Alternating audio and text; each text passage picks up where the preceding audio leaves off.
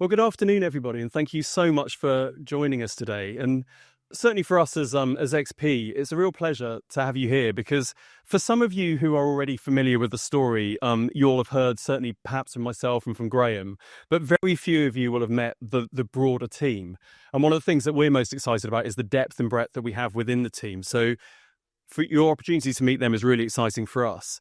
And of course, for some of you in the room, actually, you won't be familiar with our story at all. So we're going to be able to talk through some of the things that we think make the business special, some of the things that we think make the business exciting, and certainly all of the things that we believe set up this runway to really go after what we think becomes a really well-scaled business.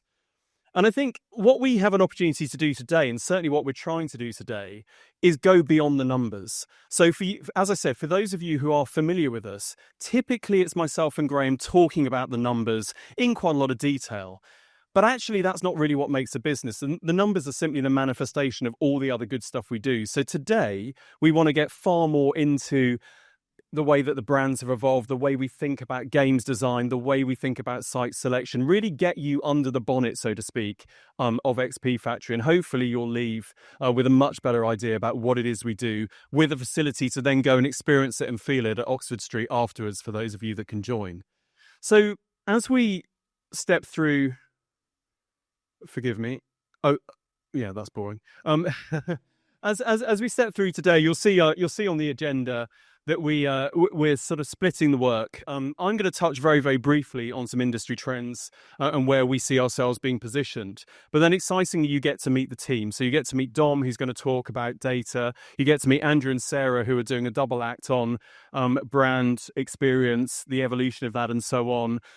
Graham will come back and we will touch on those financial targets, how that plays into our strategy, where it is that we see ourselves in 3 years. But then most excitingly, the Q&A at the background. And I really mean this wholeheartedly. We want this to be an opportunity for you to ask anything that you're thinking about. You know, there's nothing that's off limits, so to speak. Please do ask. You've got the whole team. And when we then go on to Oxford Street afterwards, you'll have an even further opportunity to not only meet the broader team here, but meet the guys at a site level as well who are actually doing the work and serving the customers. So without further ado, I'm going to kick us off just with a very brief overview of XP Factory. So I think for many of you already, you're familiar that we have our two businesses. We've got Escape Hunt and we've got Boom. And we're going to get into a little bit more specifics about both of those businesses in a while. But I thought it would be interesting just for anybody that isn't quite so up to speed with the story to learn a little bit about the timelines and the history and how we're here. So we started off back in 2017 with Escape Hunt. And Escape Hunt was an acquisition for us. And at the time, it was a tiny fledgling business out of Thailand. And escape rooms weren't really a thing. People were very unaware of what they were. Certainly, it was unlikely that you were going to find somebody that had played an escape room. And indeed, at the time, the unprompted awareness of escape rooms was less than 5%. But in this early business in escape hunts that had been based over in Thailand, you had a real early adopter. And you had a business that had already got just a little bit of data coming from the franchise businesses that were being sold.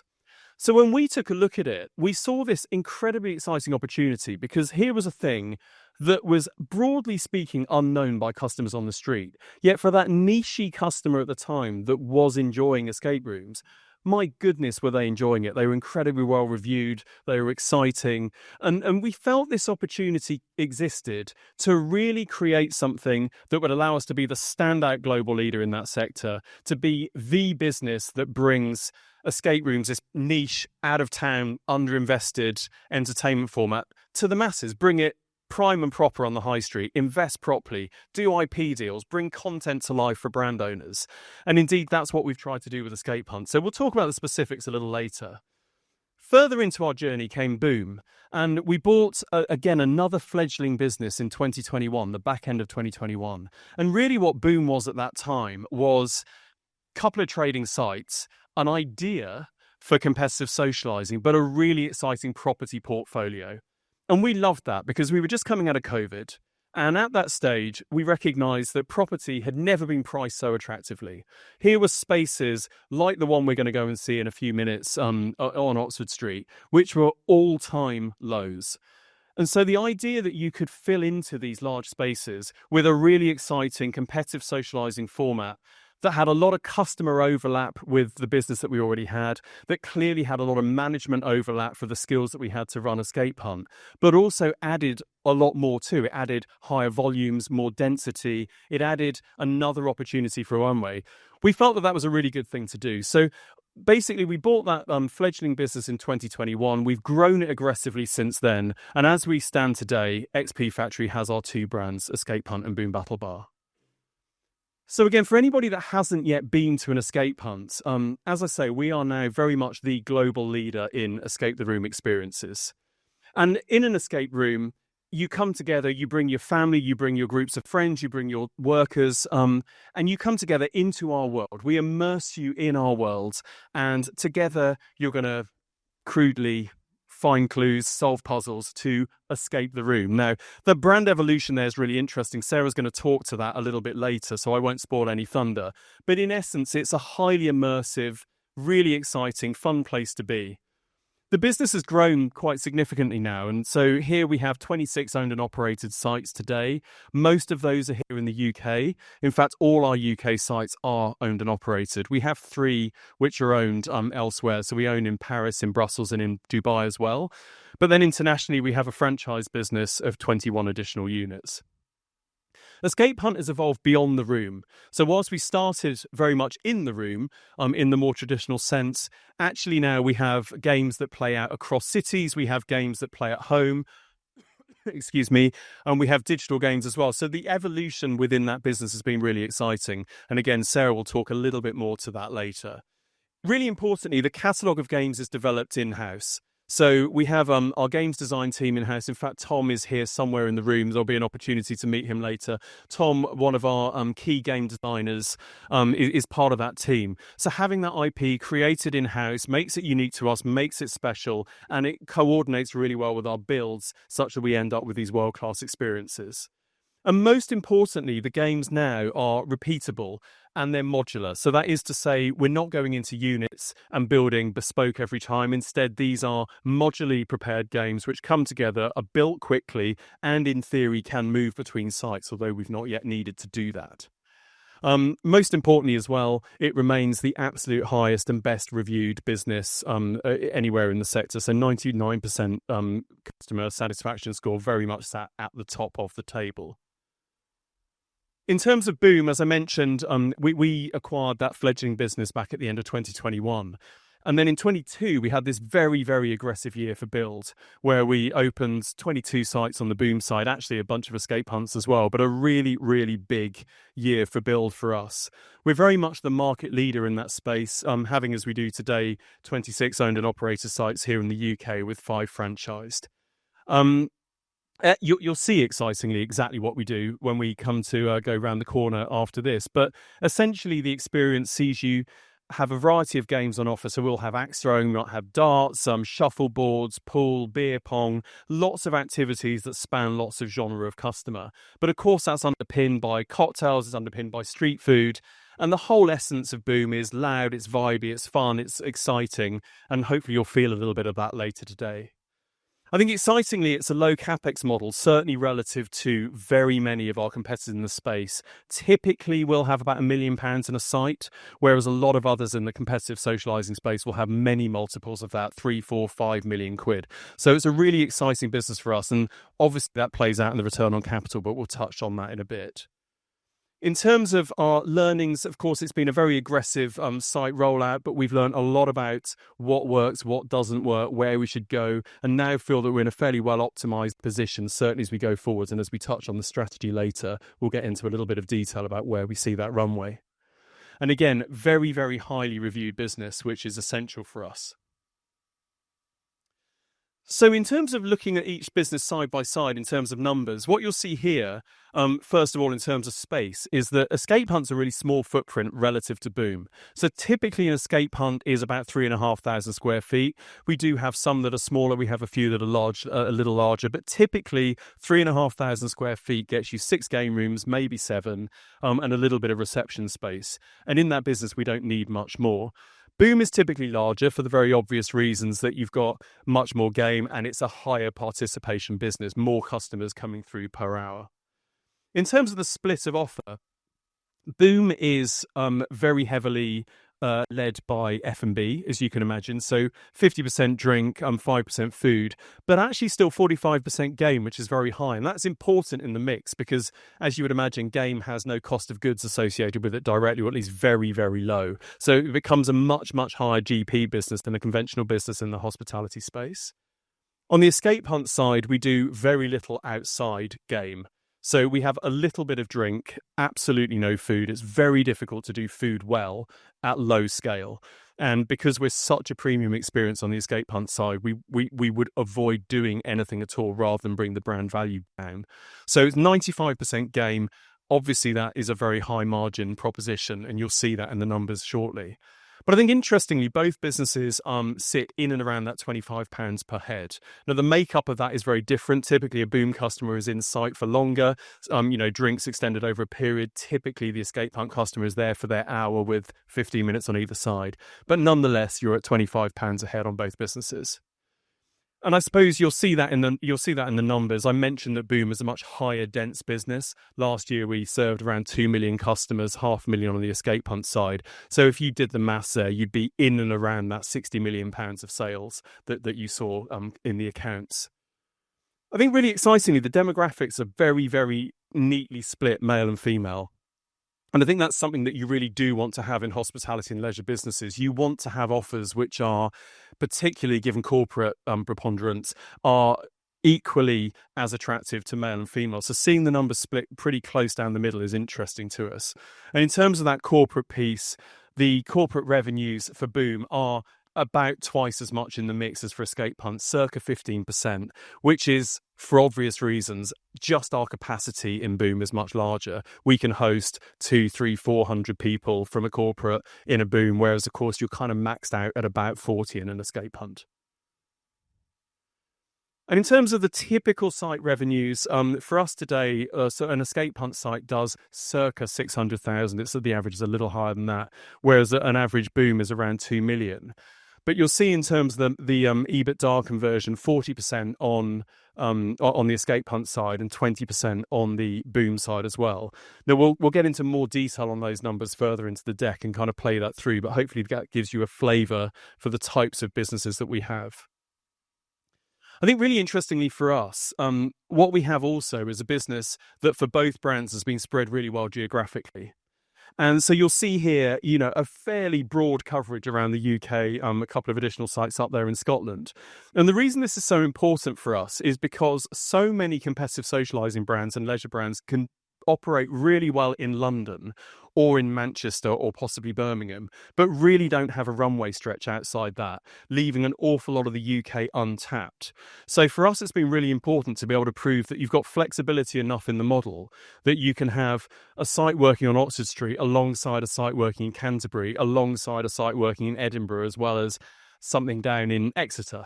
Because if you can get that right, it opens up an extraordinary runway relative to some of the other brands in our sector. We thought it'd be interesting to touch on the industry per se and indeed where those macros are. And I don't think I'm going to tell you anything today that you haven't already read, but clearly we are absolutely in the right space serving as we do experiences. Everybody, the narrative for a long time has been that experience is displacing material goods. That, people want to do things with their friends that they can remember, and actually doing that more and more regularly has very much displaced the material good. And interestingly, in our industry specifically, you've seen this experience really displacing traditional F&B type hospitality. And the data is stark. If you look at experiential venues like ours, and you can see that the market grew at 6%, relative to more conventional bars declining, I think it actually makes the point that very much people are shifting towards our space. And actually, whilst there is a lot of growth within competitive socialising per se, the loser is not competitive socialising. It's conventional hospitality and F&B businesses. But with that as given, I think it's really important that you are the big player within that sector. You want to be leading the charge. And I think for both businesses, seeing that we are the standout player by scale here is exciting. Now, on the Boom side, we've touched on those numbers, but in a very short period of time, we've become the standout market leader by number of sites. And on the escape room side, exactly the same. And this is important for a whole bunch of reasons. It's important because the learnings that you get are significant. It's important that you can spread the essential back office costs that are needed to run good businesses, your finance, your marketing, your ops, whatever it might be, to spread them across sites. That allows you to remain focused on delivering quality in a way that smaller operators really struggle to do. With the best one in the world in our sector, you can have some great units that are operating, and they might even be making quite a lot of money at a unit level. But if they don't make enough to fund your central costs, you have a real problem. And that is becoming a little bit of a market sector dynamic right now. So it's very, very exciting for us to be at the forefront of this growth.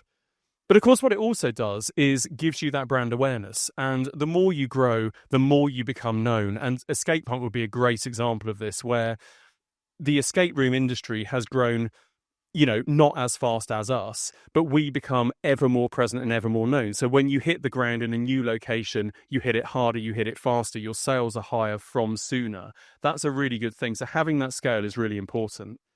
But scale in and of itself isn't enough. What you also have to do is make sure you deliver for the customer every single time. We have to sit at the top of the consumer ratings on an aggregated basis all the time. If we're sat in a market, as we are at the moment, where there is a little bit of pressure on consumer spending, it is essential that you are closer to the front of the consumer psyche. You must be the business that is best reviewed, such that people and customers come back to you again and again. And so what you'll see here for both of our businesses, we're sat very much at the top of that tree. And this is something we're very proud about. This is the thing that drives the numbers. You focus on this and the numbers are a byproduct. One of the things that perhaps some of you have read about, and certainly it's been a bit of a common narrative, is this consolidation within the experience and within the competitive socializing markets. And I think some people view this narrative a little bit negatively. Oh my goodness, competitive socializing is consolidating a little bit. Is this a problem? And I think it's certainly true to say that for many in our sector, that is a problem. If you are subscale, that is a challenge. But we thought, therefore, it would be really interesting to point to our experience that we've had in a consolidating market for Escape Hunt and use that as a good proxy for Boom. So what you're seeing here in the journey for Escape Hunt is the net additions of, indeed, escape rooms, so the industry for escape rooms, net additions over the period from 2013 to 18. And what you're seeing there is a really accelerated growth in rooms as people started to become aware of escape rooms, started to become aware of just how exciting this was as a new form of leisure. And indeed, that growth was quite significant. But then all of a sudden, even before COVID, it got a little bit harder. More entrants were in the market and people weren't quite making the money that they thought they would make. And typically these were underinvested sites. Typically they didn't have the cash to support the growth, to support the sort of runway. And of course, you started to see this decline in numbers even ahead of COVID. And then, of course, through that period, you've seen this constant decline of net additions within the escape room industry. Now, that's obviously been very problematic for a number of operators who have gone out of business. But for us, it's been fantastic, because what our experience as the largest player, as the best reviewed player in that sector has been, is to see a business that has grown at extraordinary levels of like-for-like, double-digit like-for-likes over the last sort of 4 or 5 years.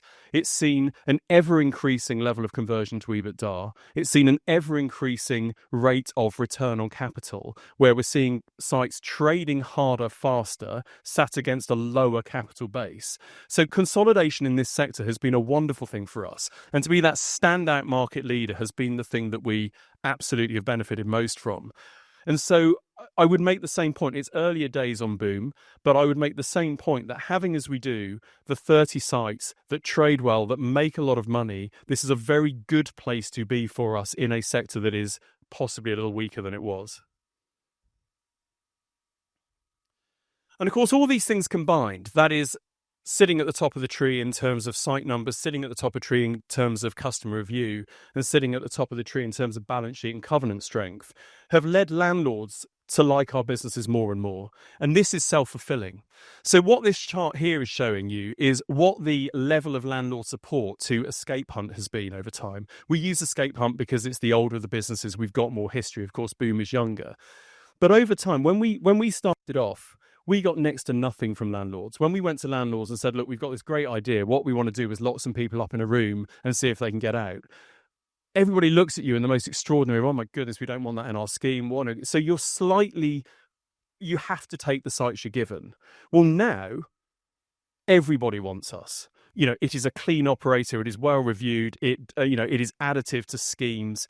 It is growing. This is a really good place for landlords to be. So if you look at the change in scale of landlord incentive, born of all those things that we've determined, this we think is a really, really exciting place for us to play. So the dynamics are very much in our favour. Again, we expect to see similar things for Boom as well as we become better and better known. And we'll follow up with more data as we have it. And just summarising all of those things that we've talked about, I think is interesting when you look at the businesses side by side, because for both businesses by scale, we sit at number one. So in competitive socialising and in the escape room industry, we've talked about the reviews already. We've touched on the revenues, EBITDA margins, but I think the bit that we haven't touched on yet is the costs that we have in these businesses, because the measure that we assess ourselves against is our return on capital. This is the thing that internally we live and die by. And seeing two businesses that return their capital at 50% or ahead, we think is a really exciting place to play. And even if you went further than that, and Graham will talk to sort of normalised cash flow with normalised maintenance capex, etc., a little bit further into the deck, you will see a return on capital that is very, very high. And when you're doing that, geographically spread with the runway and white space opportunity that we have, we think this is a really exciting business to be in. In terms of our culture within both businesses, Escape Hunt and Boom, very much we are about this circle of continuous improvement. And so we thought we would just touch on some of our Escape Hunt experiences that we've had, and again, use that as a proxy for Boom. The only reason we talk about Escape Hunt here is because we've got the benefit of 7 years of trading. But if you kind of look at these areas in turn, so we have learnt such a lot from trading a number of sites over this period. We got, I mean, don't get me wrong, we got so much stuff wrong when we opened up. We got layouts wrong, we got games wrong, we got operations wrong, but we got better. And over time, these marginal chips away have just improved us and garnered efficiency and so on and so forth. And we're not afraid to be wrong. We'd far rather try and test stuff, see what happens, and then re-step if we need to. This constant circle of learning has been exciting.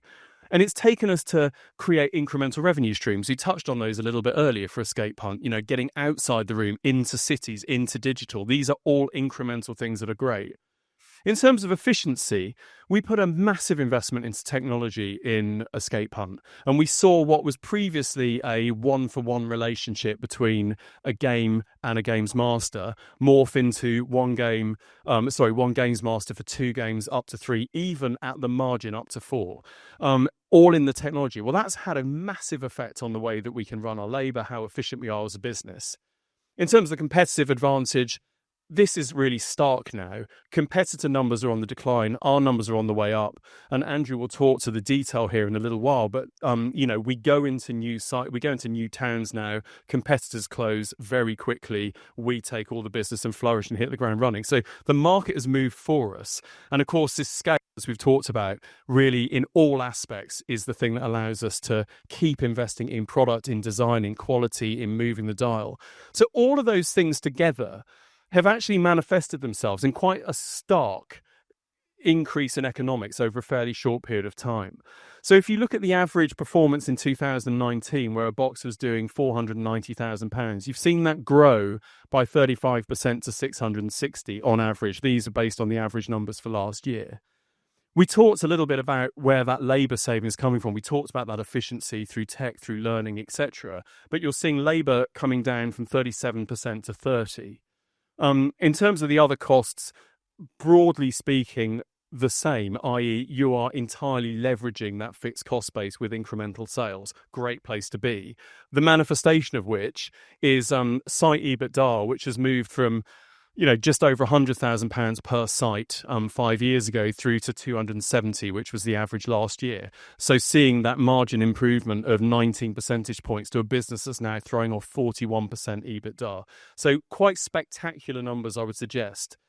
And whilst we're not yet there in terms of the data in terms of the length of service for Boom. We're still on that journey for Boom. It's a much younger business.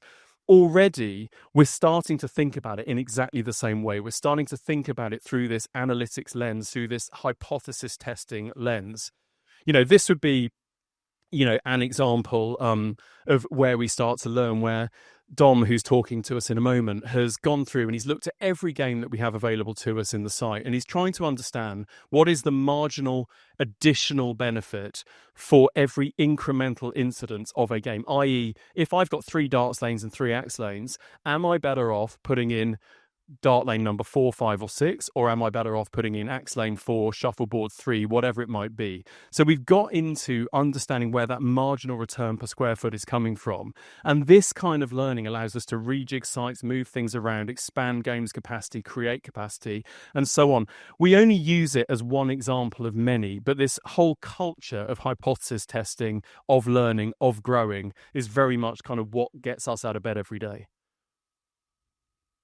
So all of these things come together, I think, to give us a very exciting business. Now, already we've seen this exponential growth over the last sort of 4 or 5 years. Graham's going to touch on that in his numbers.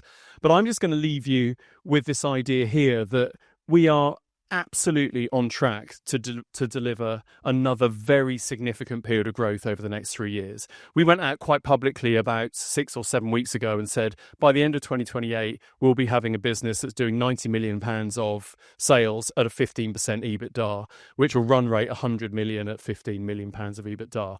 So significant growth from where we are. It's 50% on the top line and doubling EBITDA.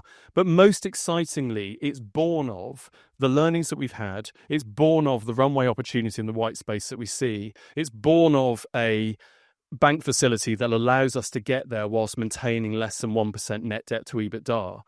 And I think really excitingly, it's a very good thing to go after. So Graham's going to touch on the strategy a little bit more in detail. I won't leave it. I'll leave it there for now. But hopefully that gives you enough of an overview of the business. And it's a pleasure to hand you over to Dom.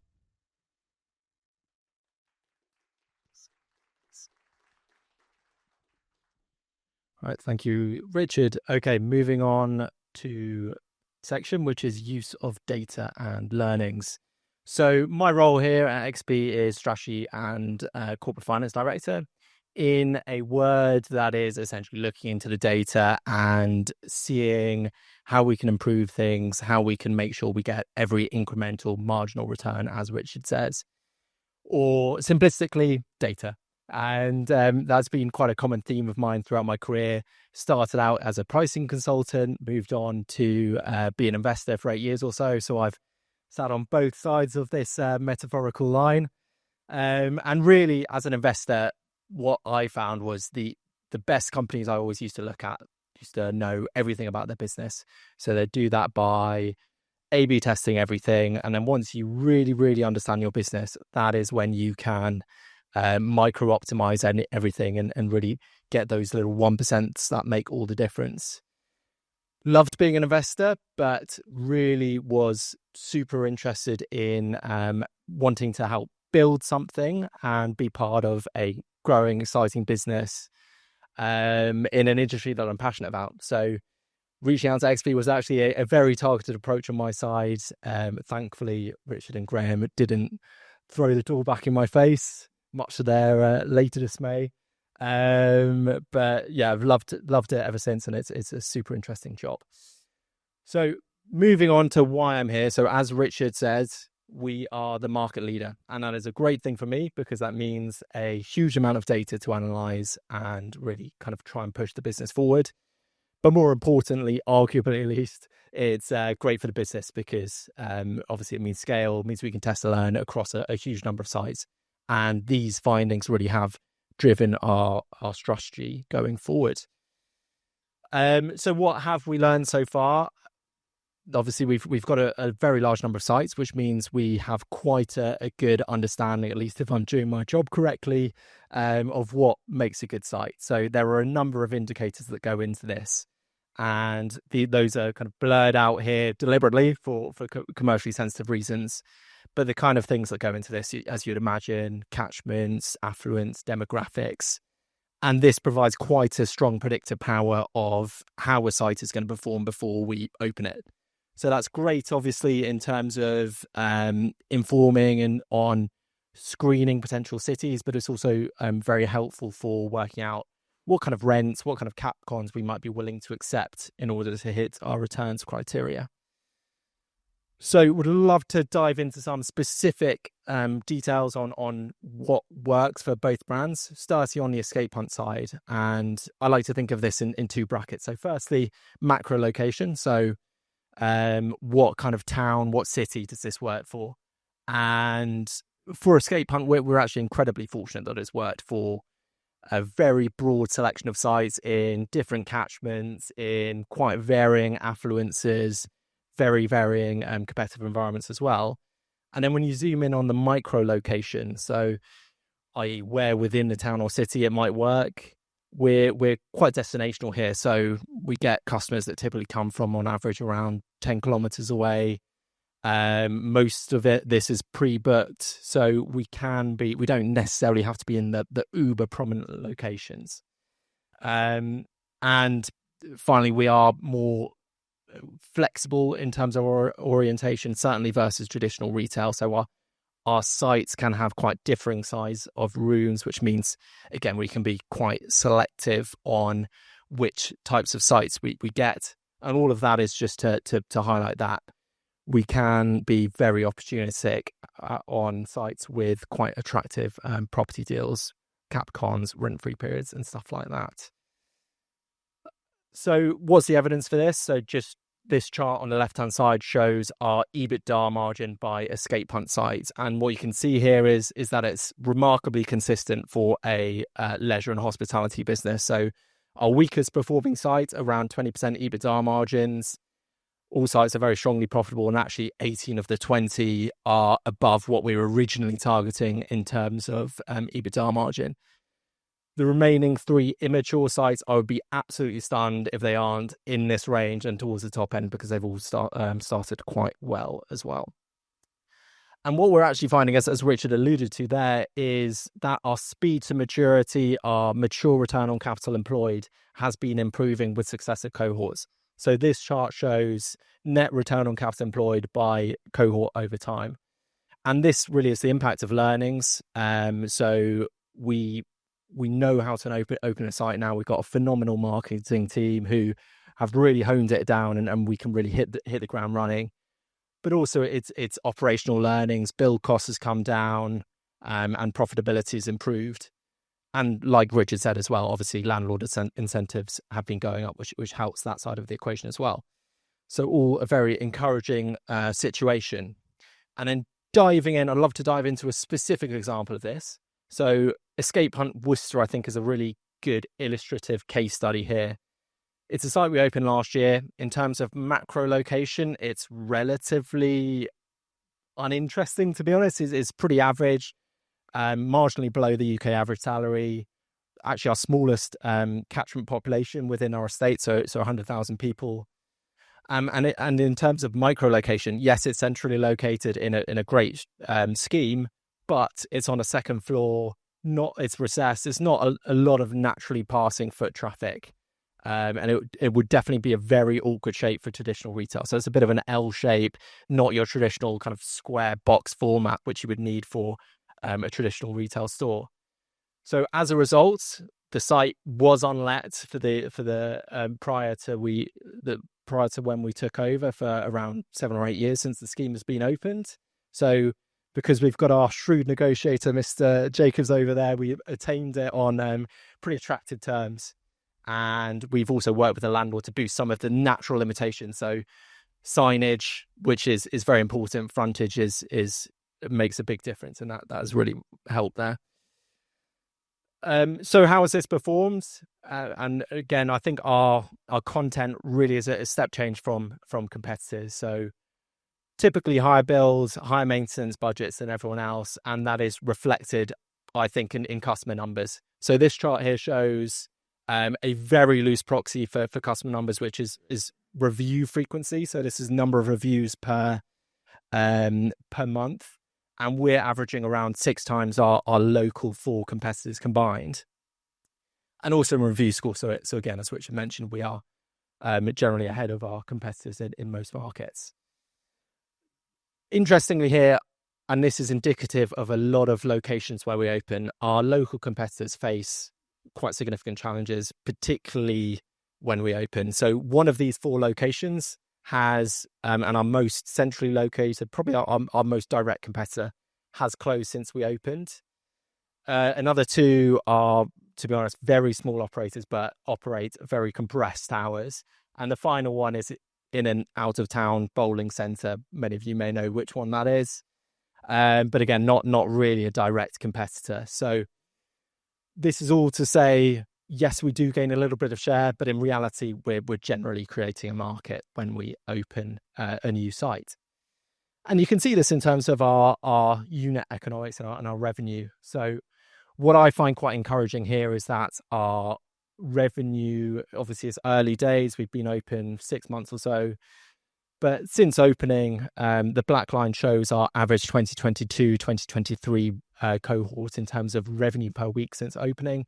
The orange line is Worcester. So you can see that they're pretty much neck and neck, which is a great thing given, again, you'd imagine that Worcester, given its natural limitations, came with quite attractive property deals. So similar revenue would mean better EBITDA, better return on capital, which is obviously very encouraging.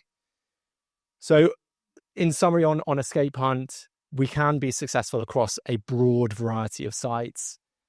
So secondary and tertiary locations like Worcester, for example, as well as more premium locations like Oxford Street, which hopefully many of you will see later.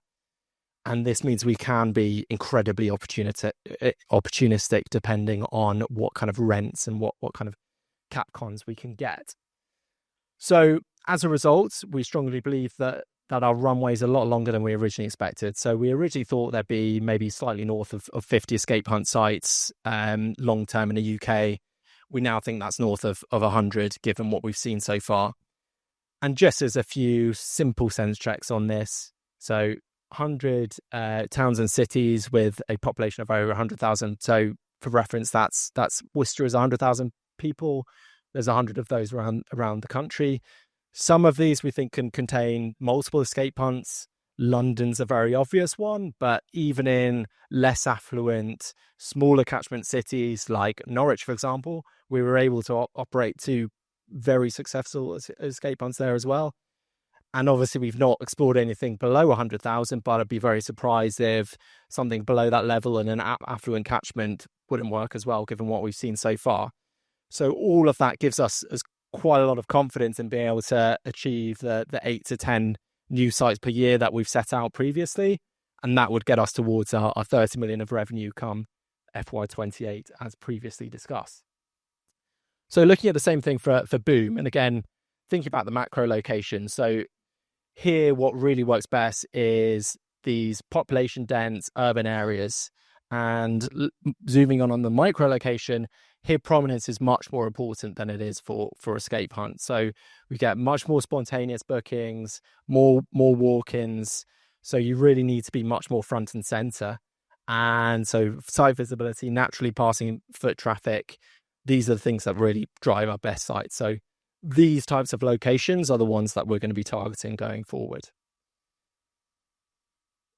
And again, why is this? So we've got 9 what we define as tier 1 locations. So very front and center in large catchments.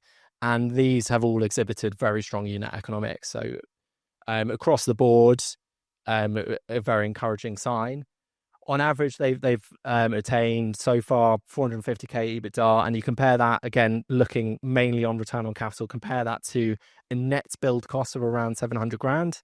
So we're looking at order of magnitude 60% ROCE, which, again, very encouraging. So the archetypal example of this is Oxford Street. Again, I'm sure many of you will have seen the site. Hopefully those that haven't will be able to see it later. But this is a site that is front and center, huge amount of inbound traffic, great transport links, obviously a very large amount of corporate demand. It's also interesting, actually, a basement location. So again, not optimal for traditional retail, which naturally means lower rent than otherwise it would be. And we can see the evidence for this in our utilization through the week, significant pent-up demand at peak times that we're gradually trying to unlock. So always moving.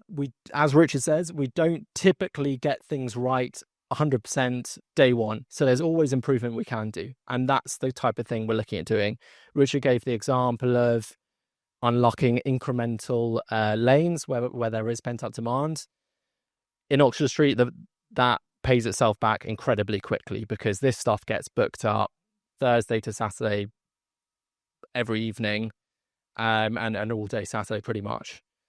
On top of this, there has been an element of pent-up demand on the F&B side as well. So we can see that our spend per head here is possibly not as high as you might imagine and not as high as it should be.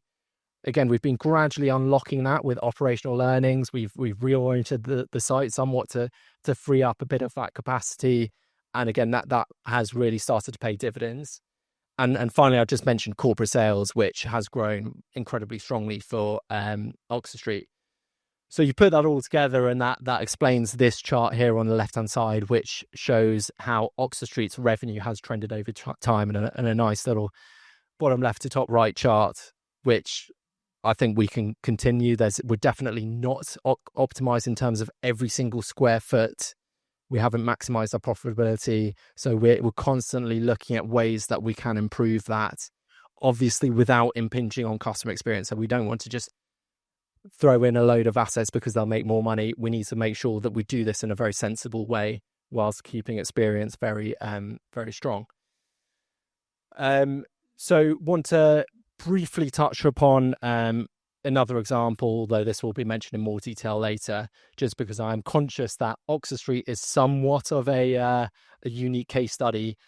There are other case studies of this that we think work in other cities. So Cambridge is a great example of a prime location in a kind of secondary city, and it really incorporates all of our learnings year to date. And again, you put that together, and it's been our strongest opening performance in the estate year to date.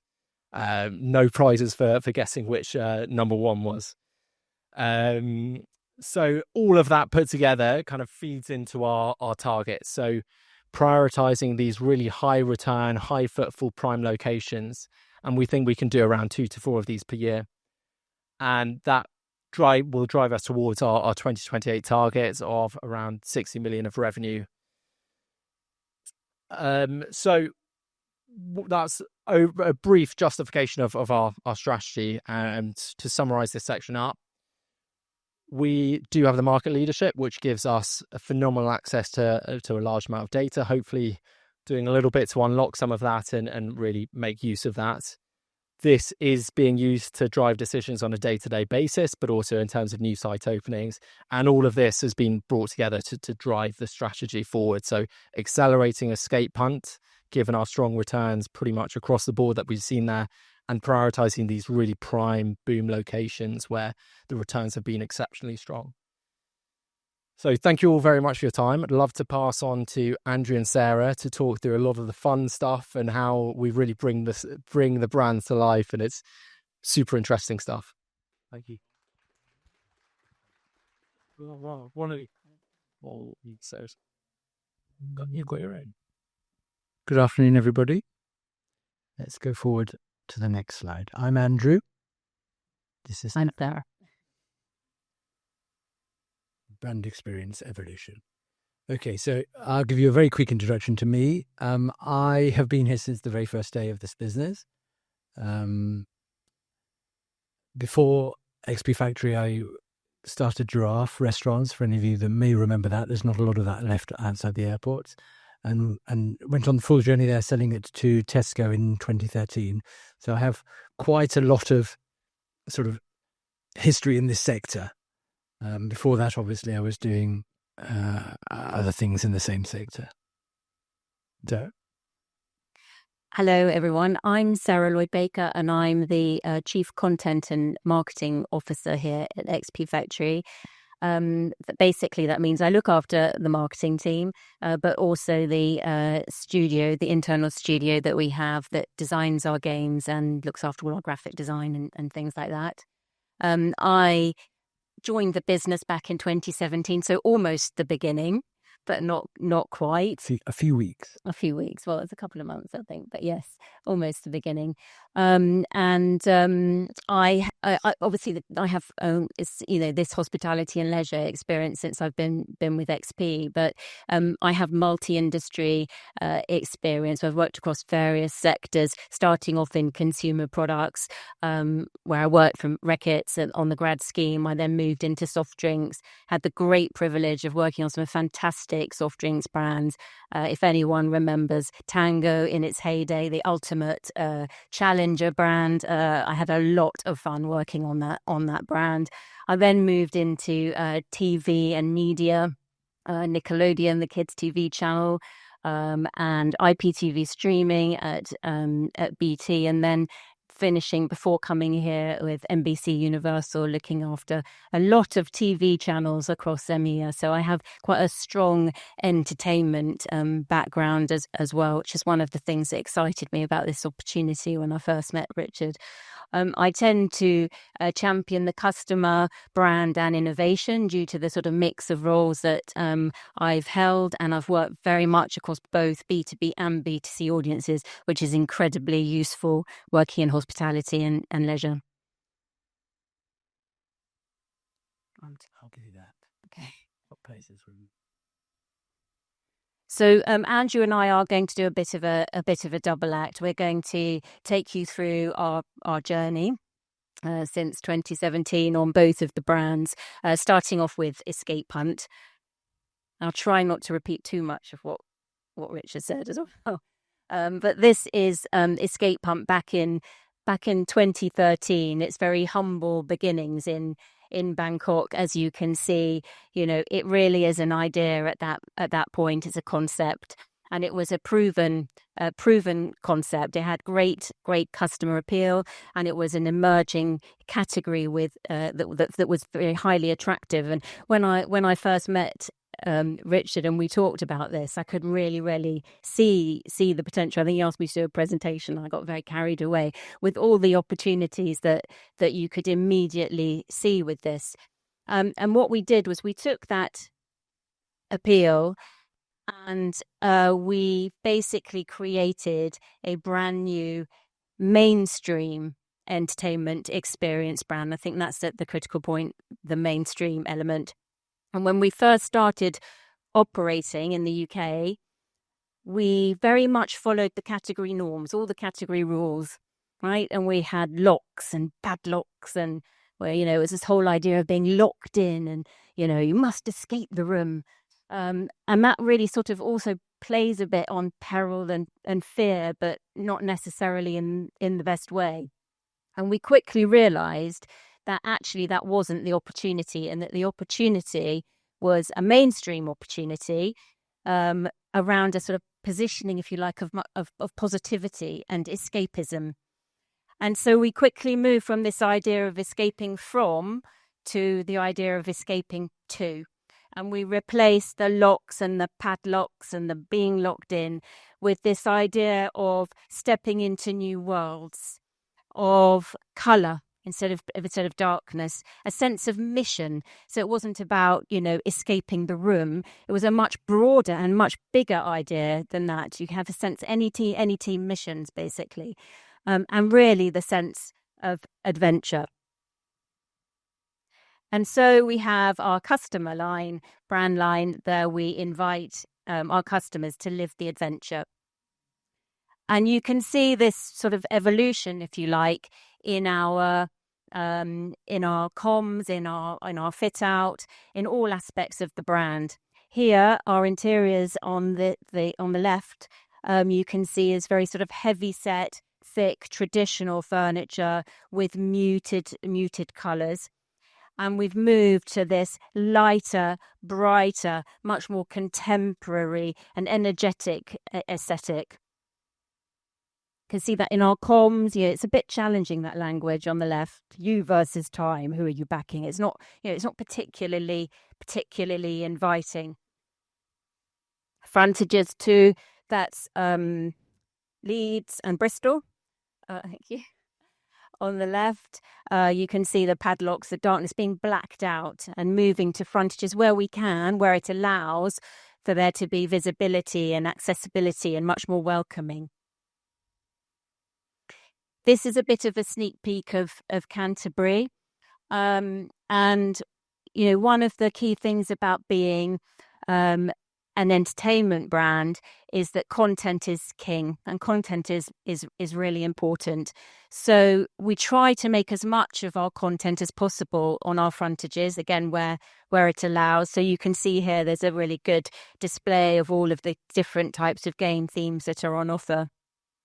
And the other thing to note about this, we're on site here at the moment, I should have said, but the big orange portal you can see there is a really core and striking part of our identity as well. And that's very symbolic of, stepping into new worlds and going through doorways to new adventures.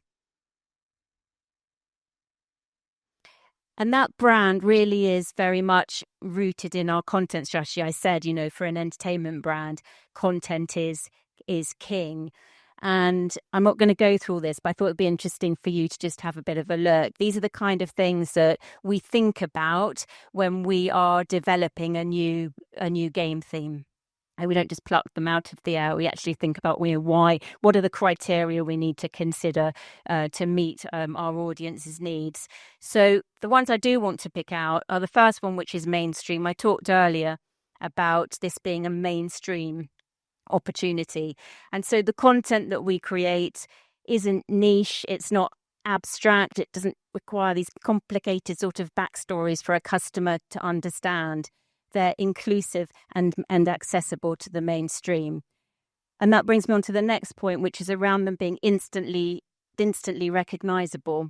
So we leverage what we call known worlds and familiar themes. So something like pirates, everyone knows what kind of adventure they're going to be going on, right? If you think about the pirate world, and that's really helps in terms of our marketing effectiveness and our customer acquisition. It removes a lot of barriers because people understand immediately the kind of thing they're going to get. And also out of copyright IP, so games like our Alice game as well. Those obviously are really powerful to be able to tap into. And then finally, our brand promise is one of adventure. So being adventurous is really important. And to create the adrenaline and the excitement, clearly we need to set up a sense of jeopardy or thrill or peril, but it has to be a safe thrill. We talk about being a safe thrill, and you'll see an example of that later with Dracula. We must always remember that mainstream audience who we're appealing to. So we wouldn't do a really extreme horror game, for example. So these are our games. Essentially, it's a brilliant catalogue that we have built up. This is our core escape room game catalogue, and hopefully you can see with some of those themes there that content strategy really being delivered against. And those games really are executed with production values that are worthy of a big studio theme park, but yet you find us on the high street. We are in every day and in inverted commas. So here's a bit of a sneak peek into some of our game rooms. These are our latest games in case you haven't had a chance to see them or this is all new to you. This is Eye of the Sun God, which is based on an Aztec theme in an Aztec world, and really sort of rocks the Indiana Jones vibe, so to speak. Some of these photos are quite light and bright because of the photography, but when you're actually in the room, you get the sense of much deeper immersion than this is showing necessarily. Excalibur, step into the world of King Arthur. And who doesn't want to, raise King Arthur's sword? And Dracula, this is the game I was talking about earlier in terms of this pushes us to the edge of our content strategy. And we had lots of discussion about this, but clearly this, this sort of taps into that idea of out of copyright IP is very, very well known. Now, everyone's heard of Dracula, right? But we did not want to create a horror game. So this is very much a safe thrill. And I think I've got a trailer to play up.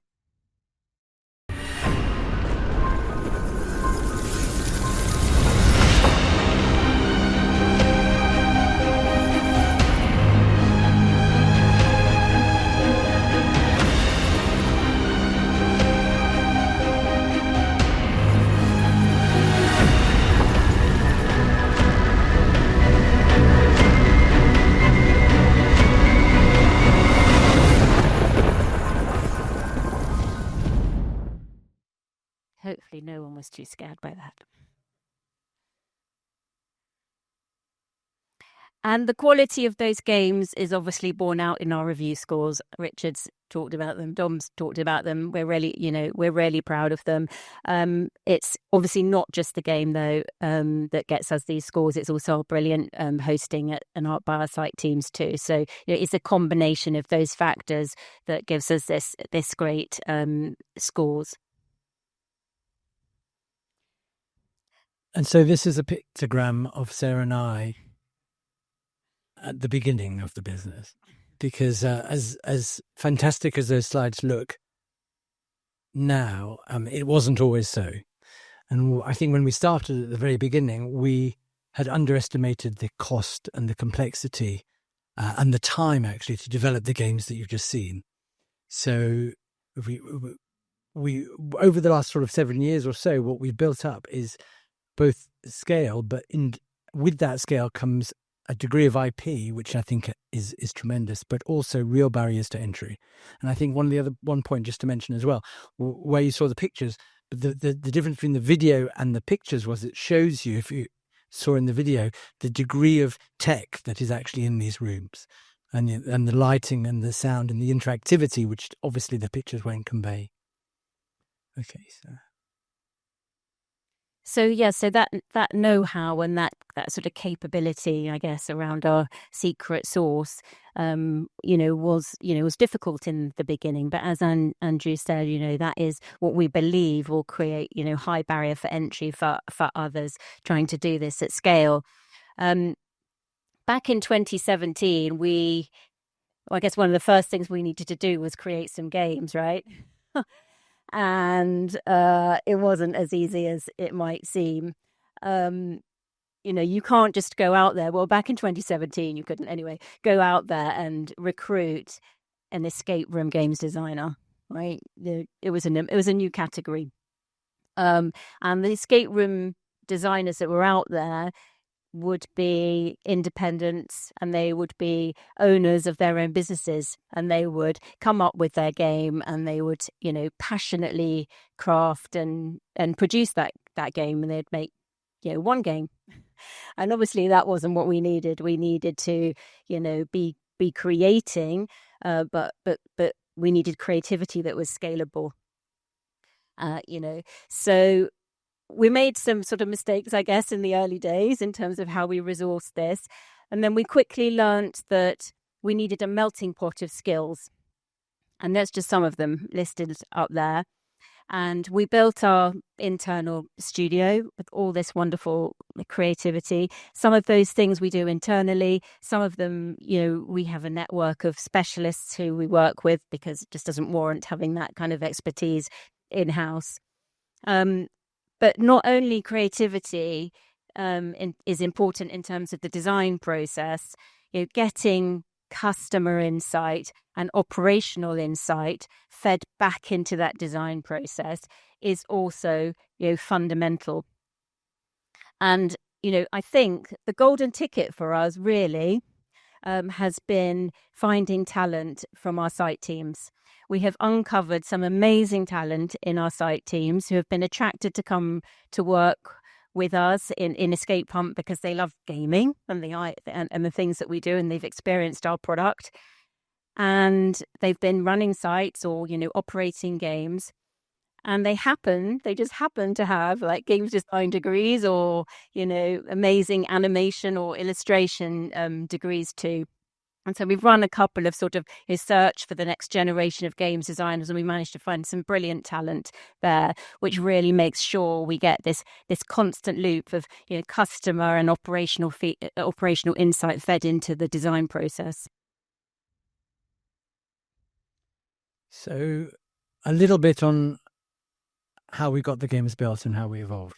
So this is a quick slide of we went through a number of game designers in the first sort of 2 or 3 years before we found a solution. Actually, during COVID, we found a supplier who developed a modular format for the games.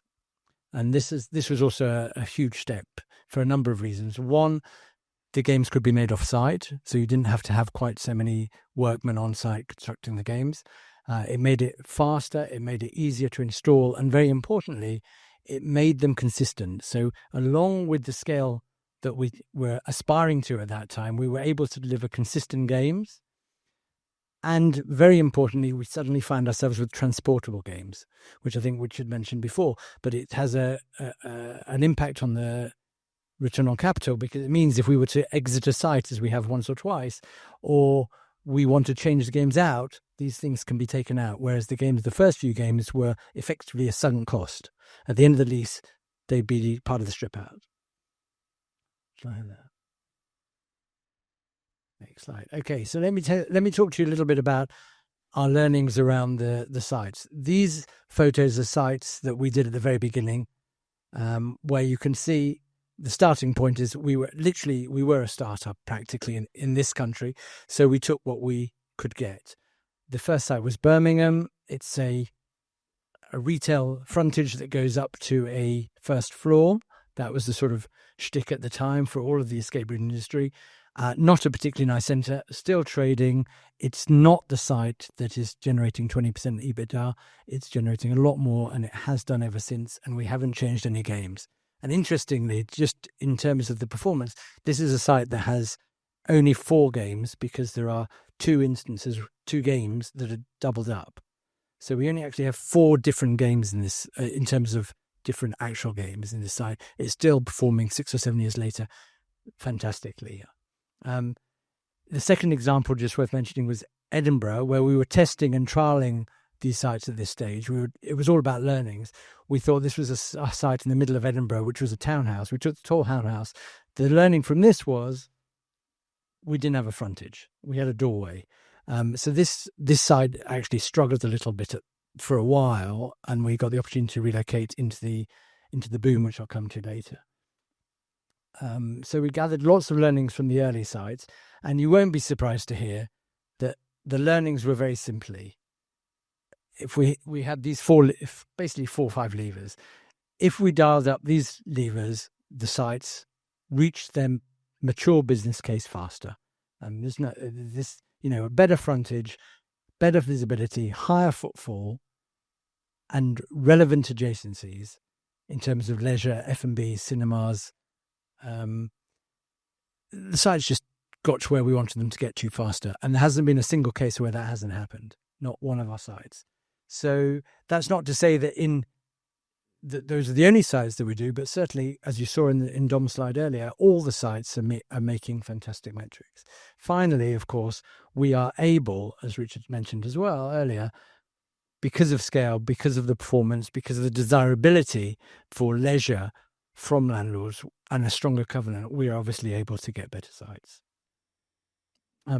Just to talk you through this other slight dynamic of the business, which is quite interesting, we have something close to a dozen locations where both Boom and Escape Hunt coexist. So there are 5 examples, I think. There are photographs of 4 of them, the 5th one being Edinburgh, where Boom and Escape Hunt actually exist in the same building, same site. The second option is where what we refer to as proximity sites, like Bournemouth, Watford. Glasgow is a good example where we had a very successful Boom. We in a shopping mall in Glasgow, we opened an Escape Hunt directly opposite. Both of them from day one are doing fantastically. So we feel that's probably slightly preferable to coexisting, because there is always that question of customer journey when as you'll see in Oxford Street, an escape hunt customer has to go through a boom to get to escape hunt. It's not ideal. I think having shared doors like Cambridge, for example, separate doors, is far preferable. But each and every one of those sites does very well for both brands. So what we've got, as you see, Sarah showed the image at the top. Within escape hunt, certainly, we've got a proven regional success rate where we can take this business anywhere in the country over a wide variety of schemes and types of property, and also it's clearly a very versatile brand. It leads us to this opportunity with the better covenant and a much higher profile within the sort of property world, that we're simply securing hopefully better and better sites, again reinforcing that speed to maturity. The bottom site here is just Canary Wharf, where we've made an offer on a site in Canary Wharf. That's as far as I can tell you now, but hopefully that will progress. Okay. But we don't sit still, as Richard alluded to earlier. We look for opportunities to also innovate beyond the room. And we have developed a range of secondary products. These are very much secondary, but they do play a role for our customers.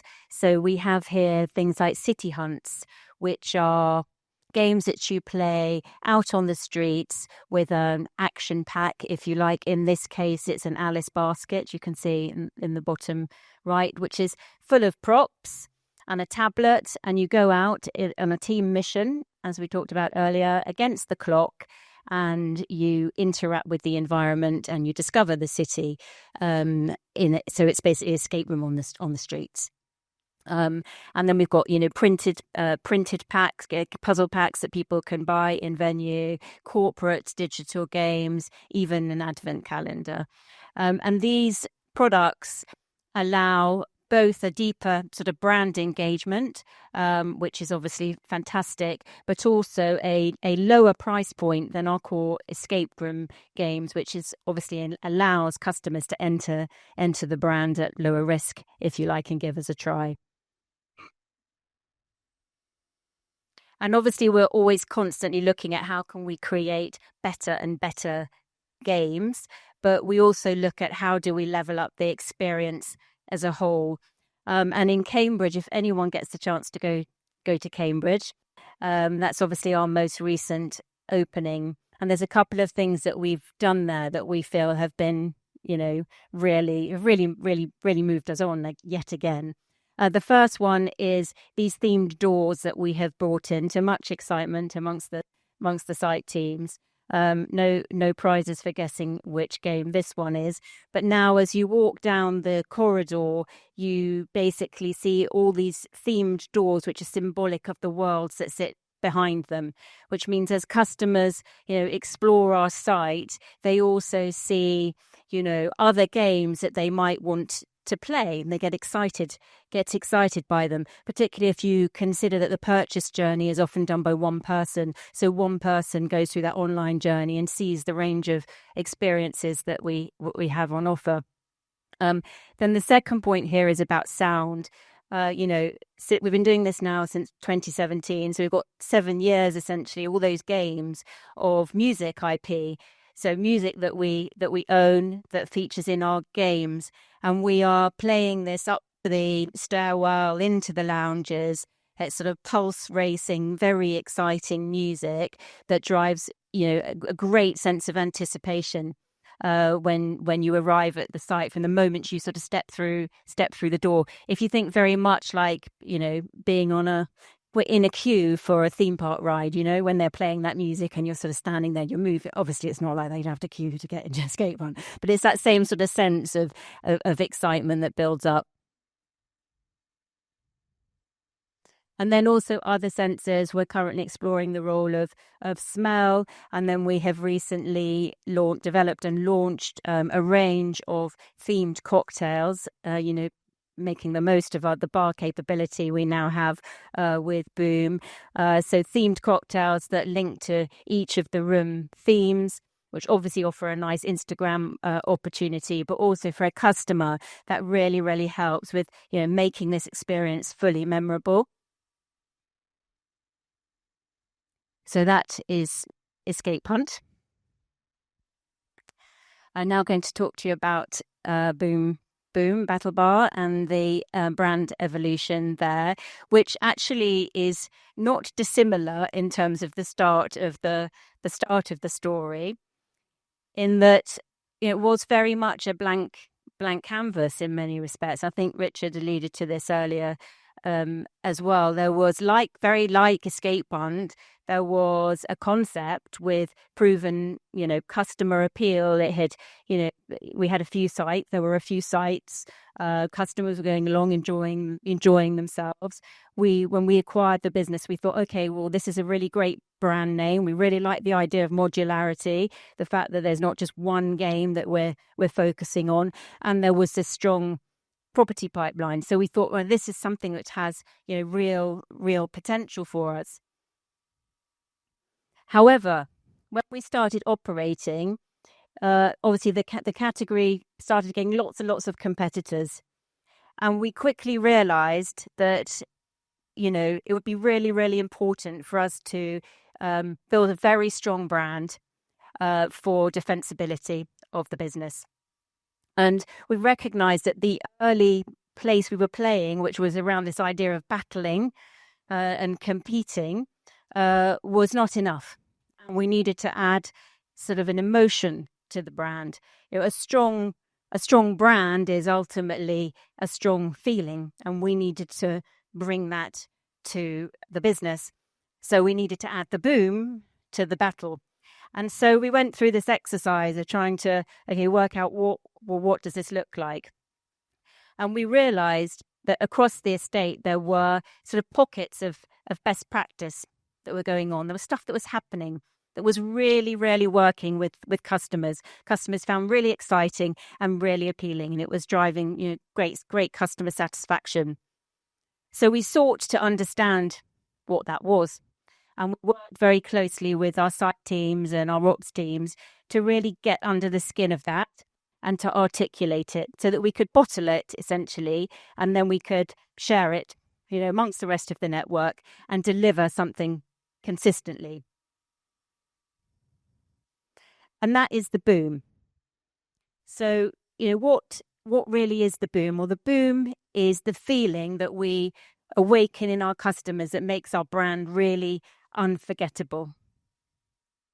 We talk about it being, an undeniable feeling of winning at life. It's what happens when a moment catches fire and it engulfs you, and then it spreads out and engulfs all your friends and your colleagues and your family who you're with. And you're sort of right here, right now, really present in the moment. And you've forgotten that it might have been daylight when you arrived. And these moments, we see them organically and naturally within gameplay, but also within the hospitality experience that we deliver. So we amplify that feeling as well. And in game, it might be, as an example, when some clever clogs in your group manages to get a bullseye.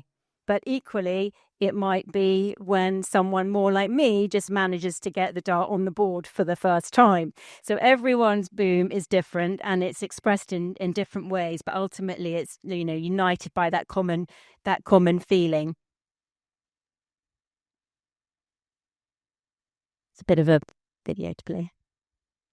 Wild out, looking for the boy, but I'm miles out. Finding myself in a hideout, in a dark space, but I'm climb out. Right now, I feel alive. I feel alive. Can you come alive? Can you come alive? Can you come alive? Can you do it right? Tonight is night, come alive. Tonight is night, come alive. I feel alive.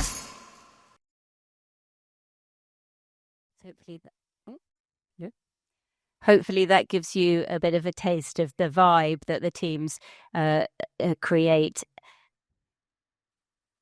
in the venues. And so, obviously, aptly, our brand line for Boom is Feel the Boom. So how do we deliver this? Well, it's obviously a very people-centered positioning. So our people are essentially our boom. We are all boom makers, a whole team of us, no matter what department you work in, right? We come to work to master the unexpected experience and to really seek out those moments where we can, find the sparks that light the fuse and really create the boom. And our teams are really on board with this. And the reasons they're on board is because this is rooted in a business truth. This is something that was happening organically in the business, in pockets of best practice. And we sought it out and we articulated it so that we could all get behind and make sure we had a common vision to deliver it with consistency. And the teams are proudly experimenting and learning. We have a brilliantly busy, what we call workplace community chat group, if you like, where they're sharing all this stuff.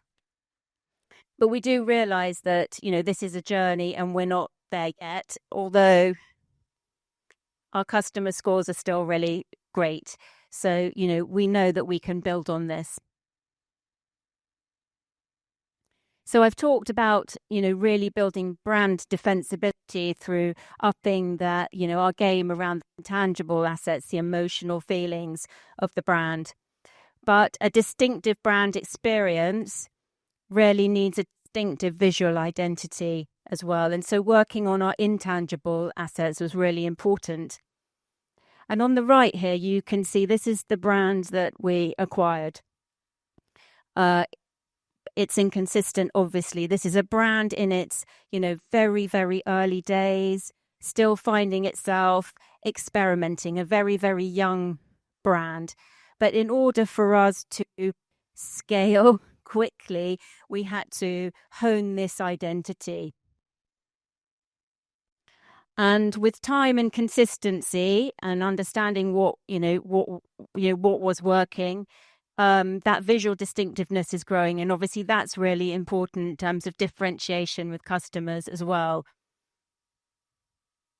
And obviously things, all continue to evolve, but where we have got to, already is allowing us to do some great things in terms of brand attribution, such that when we're communicating or we're advertising, we're making sure that ad dollar is paying back to us as Boom and not just driving category growth.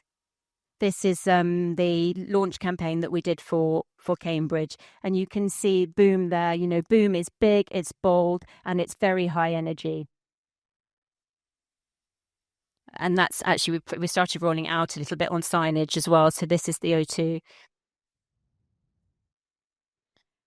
And, that work that we've done on the identity really did come together in the interiors of Cambridge, which you can see here. And I think Andrew's going to talk a bit about. So, you should, if you can compare this for a moment to the pictures that Sarah had up before, it just shows you how cohesive the brand has become over the 3 or 4 years that we've had it, which creates I would just add about the trailer as well. It does happen. The activity that was displayed in the trailer is not just a promotional trailer. If any of you want to corner me and ask to see my phone and my WhatsApp videos that get sent to me on a Friday and a Saturday night, it just replicates exactly what you see in the trailer. So it happens all over the estate every Friday and Saturday night. So just some learnings. Again, it's not massively dissimilar to Escape Hunt, so I won't repeat myself. But again, what we have learned is that these more flagship sites for Boom, larger sites, city centre sites in top cities, are where the immediate future for Boom lies. We opened, I think, in Oxford. We opened Escape Hunt in Oxford in 2018, and it was a fantastic success. And on the back of that, we felt we understood how Cambridge would behave in a similar way because the dynamics are very similar. We've been looking for a site for Escape Hunt and subsequently for Boom in Cambridge for sort of 6 or 7 years. And we were very lucky to come across this site. Just to give you some context, because it feeds into what I said earlier, this was an All Bar One, which, for those of you who know, All Bar One is owned by Mitchell & Butler. It's one of the largest leisure companies in the country. They had the lease on it. They had the basement and the ground floor. They had sublet the first floor and the second floor to Wagamama. So the reason I'm telling you this is it speaks to just how prime this location is. They'd had the lease for 25 years. The landlord had decided not to renew it with them. The building was in quite a state. We were introduced to them. They had heard of Boom. They'd heard of Escape Hunt. They liked the idea. They thought it was very appropriate to Cambridge. We had obviously arrived at a place where we had a covenant that was acceptable to such a landlord, and we managed to secure the site. So again, high football, massively high footfall. I can't tell you how high it is. This is the Oxford Street of Cambridge, by the way. I really recommend, if any of you in the area, go and have a look, because it's really fantastic. Visibility accordingly, and it accommodates, interestingly, this is unique within the estate, both brands, but with separate entrances in the same building. So quite unusual, which is why I first came across the site. So in terms of accelerating growth, honestly, I think there's a little bit more to do. I think Escape Hunt is a pretty well-baked product now and ready to just go. Boom is pretty ready to go. It might need a little bit more. We're still at the incorporating new learnings and going back through the existing estate to try and update. But one of the interesting things for Boom, particularly in comparison to some of our sector competitors, are that we, as sort of Dom alluded as well, we can change the games out. We can dial up particular games if there's pent-up demand, things like that, at really relatively low cost. It's different to escape rooms. They're relatively expensive. But if we want to add a darts lane, or we want to add a shuffleboard, we've been squeezing these things all around the estate over the last sort of 6-9 months. The unit performances are improving. The brand equity is building. We're becoming known, obviously, again, simply as a function of scale, reputation with the customers. And I think it's clear to you from all of us that have spoken today so far that the senior management team has been around pretty much from the start. So we're all sort of 6-7 years in. And a large number of the rest of the management team has also been around for a very long time. So I'll speak just quickly on site selection. Again, for both brands, there is a structure in place. It may or may not be interesting to you. Anybody that's bought a house will probably follow this quite easily. But we, obviously, Dom and I and Graham, we screen target cities. We have a long list of cities that we'd like to be in. We then obviously speak to the agents. We don't have any dedicated agents. We work with, I think, 4 key agents. So there's no a single agent that works for us. We get a fair amount of input, which I'll describe on the next slide. I then go and visit with whoever else is available. If it's of interesting, we have another visit with our project management team and other members of the SLT. We work up the financials. Assuming it works, it's quite a quick process now. We make an offer. From that point on, it's either accepted or we walk away, or we have a little negotiation, detailed design, agreed by the landlord. And the final point really is between starting on site and opening, doesn't really matter which brand it is, between 8 and 14 weeks, that's the process. And then to give a little bit more colour to the pipeline, this is a slide that shows what's been going on since the 1st of January this year. And it's really speaking to the idea that we're talking about 8 to 10 sites a year for Escape Hunt and 2 to 4 for Boom, and to what extent that is achievable. So since the 1st of January, I've been presented with 23 sites that I think were worth considering. 17 of those I actually visited. So this shows you the sort of scale of the numbers that we're talking about.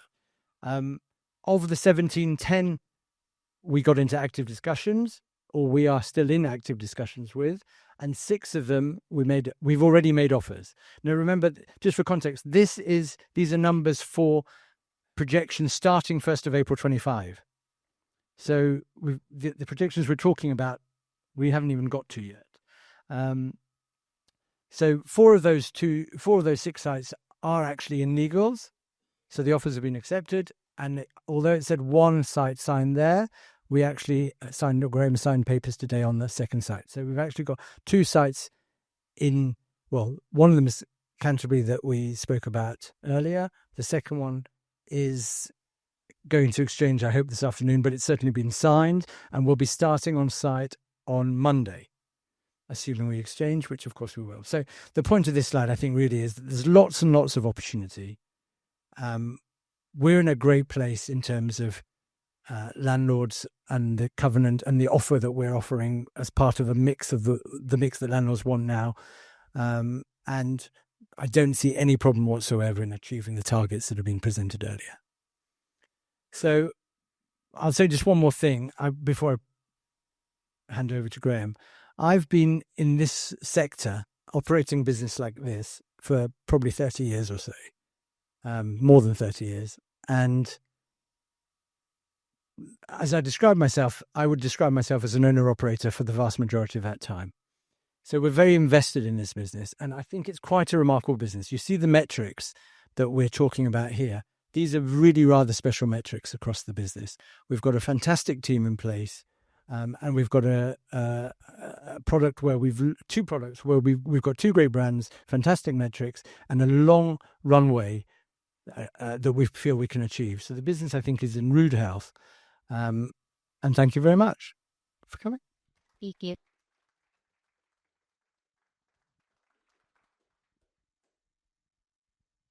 Thank you, Andrew and Sarah.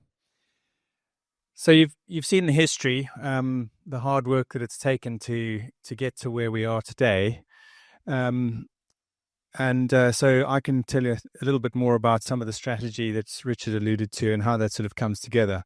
Hopefully, this has provided the foundation which gives you that sort of confidence in the way that we are approaching things.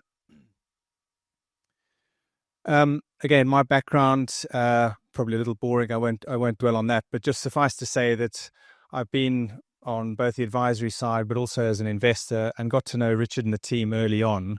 So have known this business from its start, and sort of bring a range of experience in both investment and also sort of operational type roles. So all of this hard work, how's it actually turning out, and what's it doing? Well, if you look at the performance since certainly since 2019, it has been a phenomenal pace of growth, and you can see that both through the turnover, which you can see here. Obviously, with 2 years of COVID in the middle, we had a bit of a pause. There's been a tremendous exponential rate of growth, which has come from those rollout of new sites, and just sort of organic as well as the acquisition of Boom. That's really translating itself into a positive cash flow on an EBITDA basis. That speaks to both the operational gearing, but also to Richard's point earlier, we have got to the scale where the estate and the economics from the estate now supports and covers the central costs.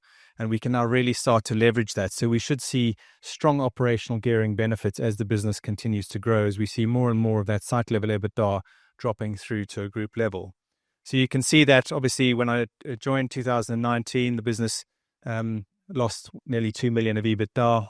Last year, on a 12-month basis, we would have done just over 5. That's just an annualized basis, 15 months annualized. And the forecast for the current 12 months out there is 6.4 million of EBITDA. So very, very strong growth coming from that sort of early development phase into where we are today. I guess one of the questions people have is when you look at the bottom line is clearly, when does the business actually start to produce positive EPS? And one of the things which I just would just reflect on that, as a young business, the way the accounting standards have moved, IFRS 16 being one in particular, as a site, as a business which goes into different sites, we are penalized from that early on in leases where you have high charges. So last year, this was on the last year we reported a loss of £400,000 on post IFRS 16 basis. If you adjust back on the IFRS impact. There were some various sort of other IFRS adjustments which actually relate to it. I won't go into detail, but a lease in Bournemouth. But basically, you've got interest and you've got depreciation, which gets charged. When you're early on in a lease, this number is very high because obviously you capitalize the full value of the lease and you charge interest on that. That number last year, 2.4 million, and the depreciation obviously on the right of use asset. Interestingly, if I rolled all of these leases forward, on average, we were about 3 years into a lease. If I just rolled them forward to 3 years from the end of the lease, this number would have fallen by nearly £2 million for exactly the same operating performance. So we are penalized, and particularly because we have a lot of leases at the beginning of their terms. But I'll just put this slide up as an illustration. If we accounted on UK GAAP basis, which is actually how we run our business, because we regard rent as an operating cost, not as a debt repayment. You can't pay down debt you can't pay down a lease. You can't go and raise money and just pay off the debt. You can't do that. It's just So we very much see it as an operating cost. If we accounted on a UK GAAP basis, we would have reported a profit of £800,000 last year. So I just wanted to sort of emphasize, we've seen the turnover growth coming through. You're seeing that leverage into EBITDA, which is really a proxy for the cash generation of the business. And I'll come on to that in the next slide. But actually the underlying business, even on a UK GAAP basis, we've got through that sort of tipping point into a profitable business. So that's how we sort of see things going forward. If I look at the real focus for me has always been about cash generation. Does the business actually when do we get to the point where we're generating cash that we can start to reinvest that? And the good news is we're well past that point. And that was demonstrated really aptly last year. If I look at the 15 months, which is our reporting period, we reported on a IFRS 16 basis, 9.9 million EBITDA. We don't look at that because rent is an operating cost. So if I take those out, we reported 6.3 million of EBITDA. That's a pretty good proxy for cash generation. There was some sort of working capital movement in there. The question I always get is, well, that's fine, but what about maintenance capex? How much do you have to spend on an estate to keep it going and to keep it fresh? So if you stop investing in new sites, what do we actually have to do? Now, it's a valid question, and the reality is because our estate is new, we haven't yet got to the point where on most of those sites we are spending as much maintenance capex as I would expect to in future. We've done quite a lot of thinking about this, and we've done quite a lot of analysis. In Escape Hunt, we've surprised ourselves, I think, at how long the sites have lasted, and we haven't had to go and change rooms and so on. But we think that across the two businesses, around 3% of sales is about the right number for a maintenance capex. Now, within Escape Hunt, it's a little higher. It's closer to 4. Within Boom, it's a little lower, probably 2.5. And on a blended average where we are currently, it comes out at about 3%. And that's the sort of guidance I've always given. So even if you look at last year and you say we did 6.3 million of EBITDA, and you take out the maintenance capex, I mean, I should add that actually our operating cash flow was a bit more than that because we had a positive working capital benefit last year, but just ignore that for the moment. If we took out the sort of full maintenance capex, you can see that a business would have generated 4.6 million of what I would call sort of cash profit. That's a sort of after everything profit. So the business has very much got to that position, building on where we are, and we've come through that important tipping point. So again, this was just putting it into a little bit more detail, coming back in the other direction. So if we go back to adding back the depreciation and against the capex, you can see the same thing. So I talked about maintenance capex. I've covered that off. Now, I guess the other question which people come back with is, well, if your depreciation charge is so big, how can you justify a lower maintenance capex? And again, the reality is that when you invest in a new site and you're putting in, first of all, there's a whole lot of leasehold improvements which you're putting in, which you do depreciate over the term of the lease. So bathrooms, air conditioning, fire systems, all of those sorts of things. True, if you terminate the lease at the end and you go and open a new site, you lose the benefit of those things. If you renew the lease, which I would expect to do in most sites, particularly where they're profitable and so on, you don't have to go and rebuild those. It's a question of maintaining them. So although you will have depreciated them, you certainly don't have to go and rebuild them. In addition to the 3% of sales on maintenance capex, which I expect to have to spend, we are spending at the moment on a mature site. It's a little bit less than this in our newer sites, but we're spending between 1.5% and 2% of sales on maintenance, which goes through the profit and loss account. So that's just your general sort of repairs and maintenance. So in aggregate, you're spending around 5, in some cases a bit more, 5 to 6% of sales just on maintaining the site. So hopefully that answers a question I think a lot of people have, which is, why does you're showing losses? I don't believe that this business is profitable. Well, I disagree. I think we are making true cash profits. The accounting standards slightly work against us because we are early on in our leases, in particularly in IFRS. If we accounted under UK GAAP, we would actually be showing profits. That just shows the mismatch between the cash accounting, which actually UK GAAP is a little bit closer to than IFRS, and that will wash its way. It will wash its way through. So focus on the cash generation and the operating cash generation. To me, that's really the only real proxy for how well the business is doing. Again, this is just more on the cash generation. I have said previously, it is the proxy that we use. EBITDA is a good proxy for cash generation. We have had a very substantial net working capital benefit. We are inherently a sort of negative working capital business.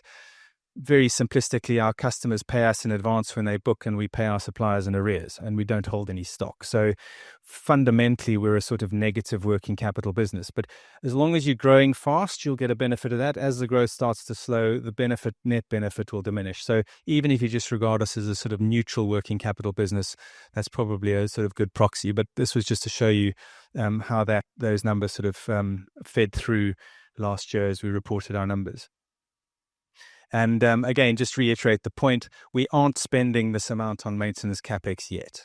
Okay, that is just a proxy. When we get there, that's what, if you want to get a sort of normalized basis, that's how to look at it. We haven't been spending as much as that. So we've heard from Richard about the attractiveness of the industry and what's going on in the industry. You've heard from Dom talking about how we really are using data to understand the business better. We think we know what works.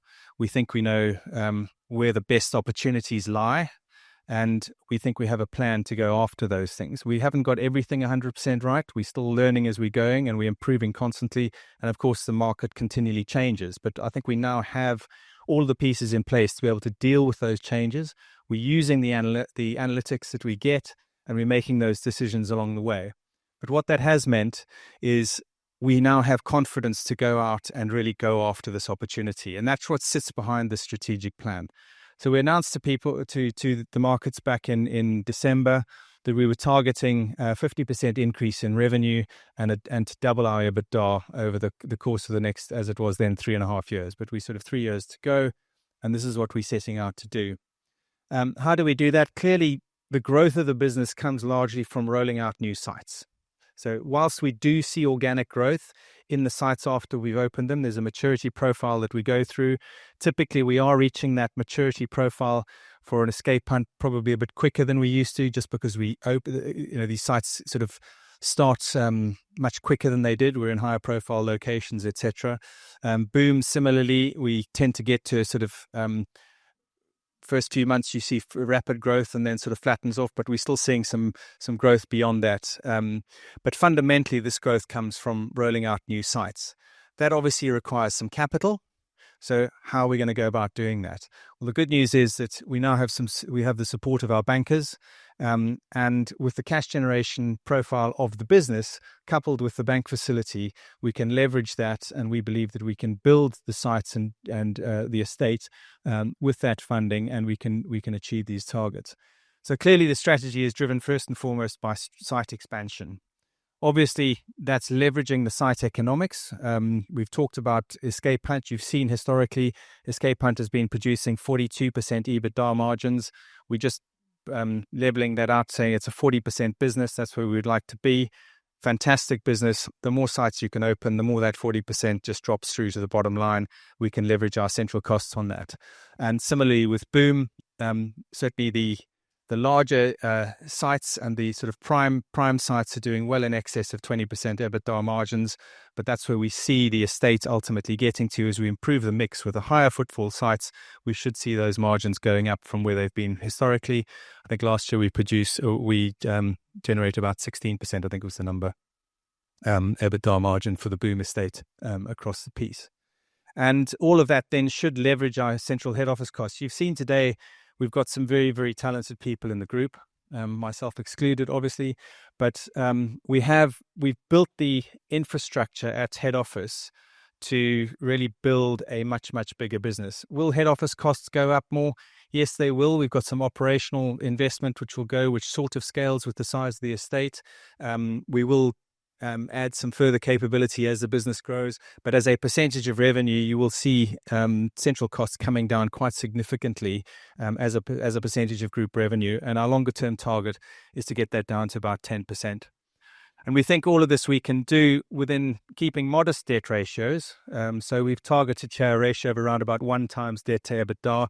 Certainly as we exit this period, I would expect the number to be probably a little bit lower than 1 times debt to EBITDA. Obviously, we have sort of cyclical cash movements and so on, so we might stray a little bit above and below, but essentially that's where we should average out. So we've talked in terms of building those on those 3 pillars of our strategy. Site expansion on Escape Hunt has become a little bit more into focus over the last 12 months. It's doing very, very well, and you can see why.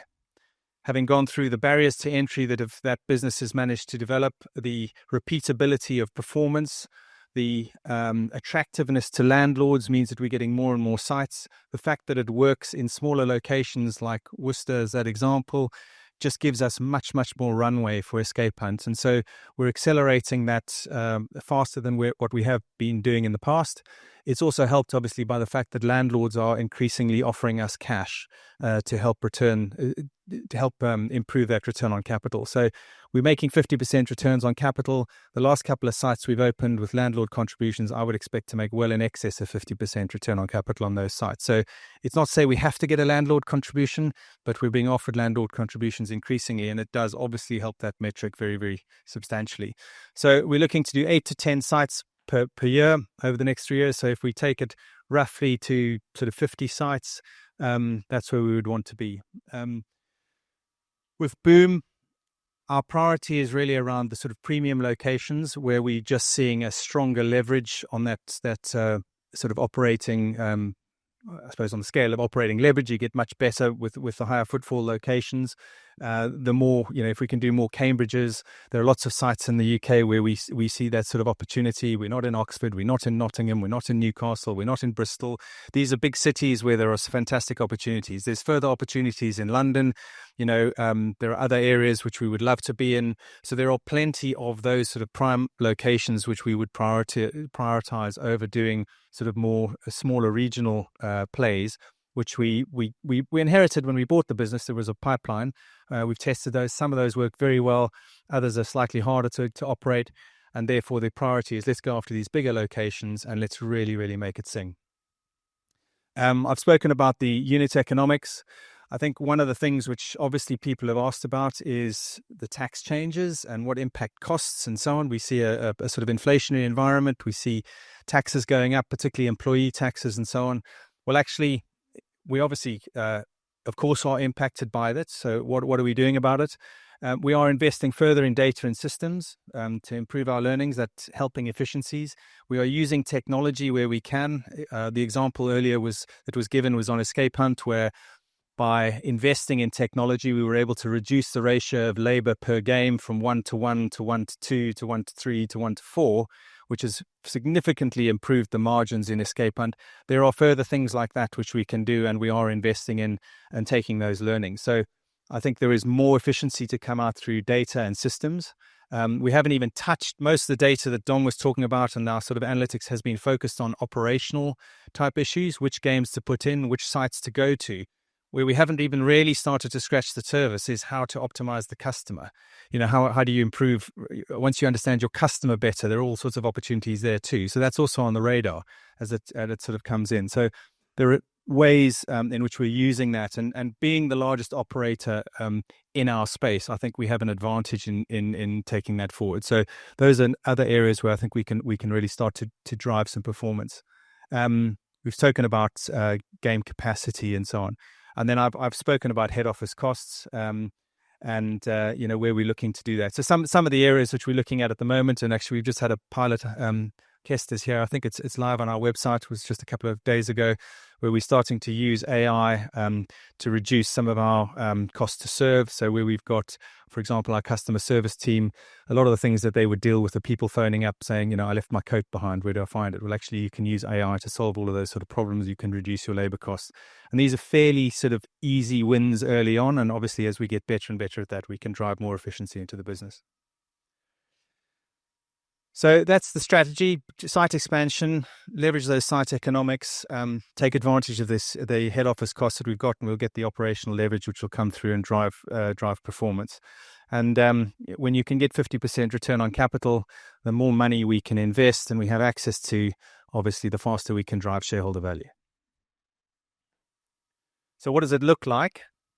If we can do those sort of 8 to 10 sites on escape hunt per annum, we think that gets us from, in round numbers, 15 million of turnover today to 30 million of turnover in 3 years' time. At 40% margin, that would get us around about 12 million of site level contribution from escape hunt.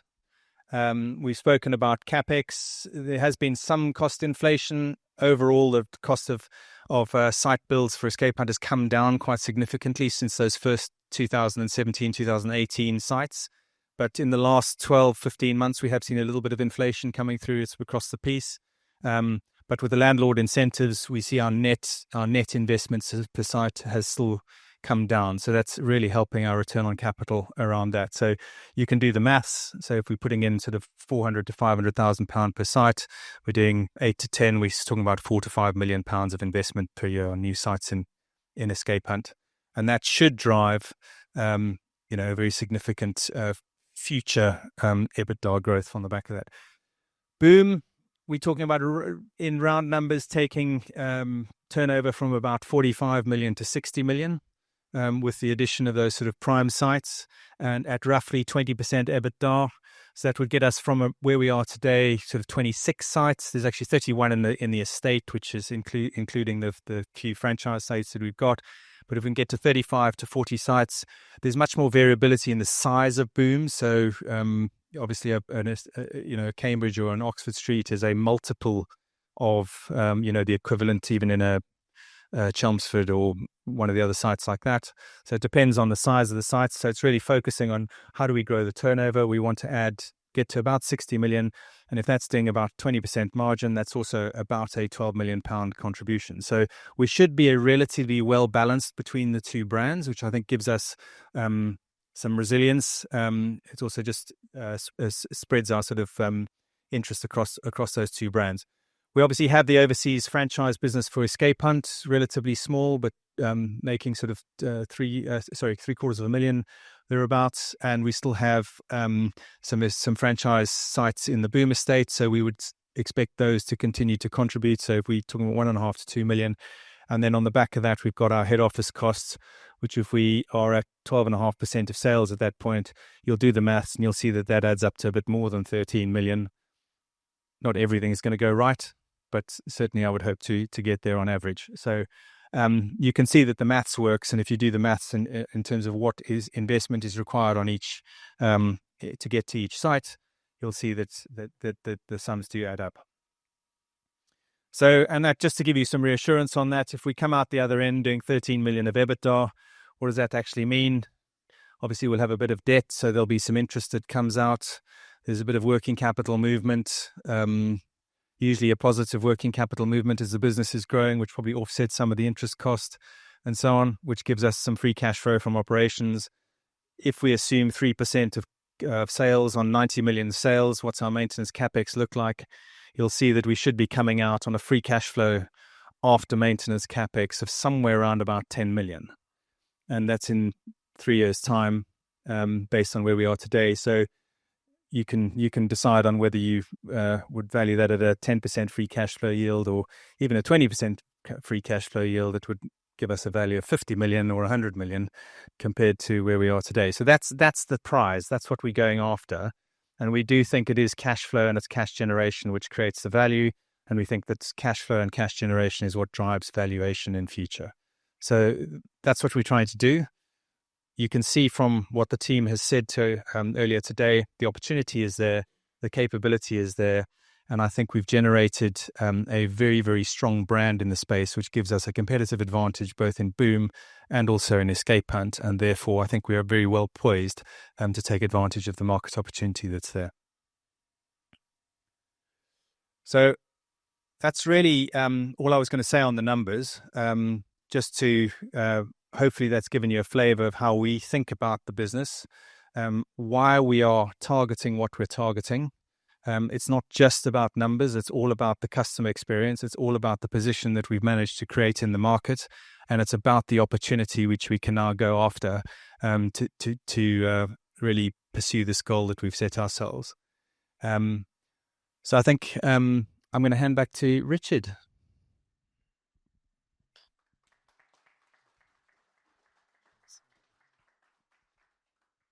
Well, thanks, Sonny, to everybody for presenting, and hopefully for everyone here that's been useful to hear from others, meet others, and indeed there are more in the room actually. So whilst you've now heard from Graham, you've heard from Dom, you've heard from Andrew, and you've heard from Sarah, we've got a bunch of guys around the back. So we're represented here by members of our legal team, marketing, tech, ops. So please do feel free to talk to them. But in the here and now, we wondered whether or not there might be some questions. So as I said before, nothing's off limits. Please do ask away. Yes, Ivor. Thank you very much. You've talked about very high customer satisfaction scores.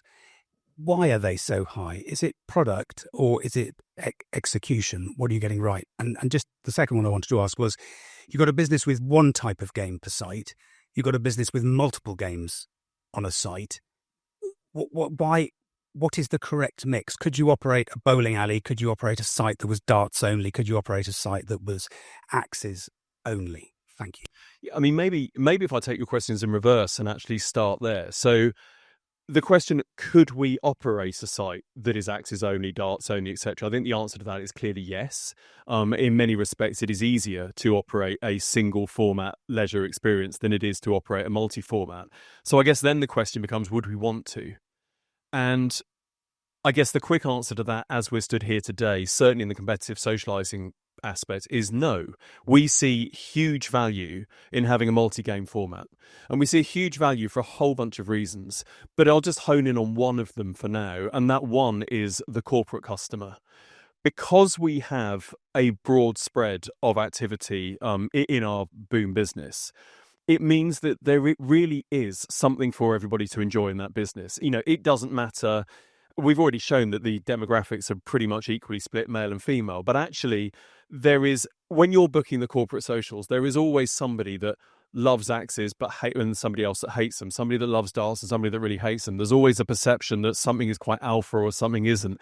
We feel we've got that mix really, really well. And also, we feel that we're insulated against any changes in trend. Both Andrew and Graham spoke to the fact that we can change games in and out really quite inexpensively. So, quite conceivably in 10 years' time, axes are no longer the thing. Well, that's fine, because we've got 15,000 quid in the lane. We can change them out. There'll be something else. We move, we adapt, and we stay agile. So could we operate? Yes. Do we want to operate? No.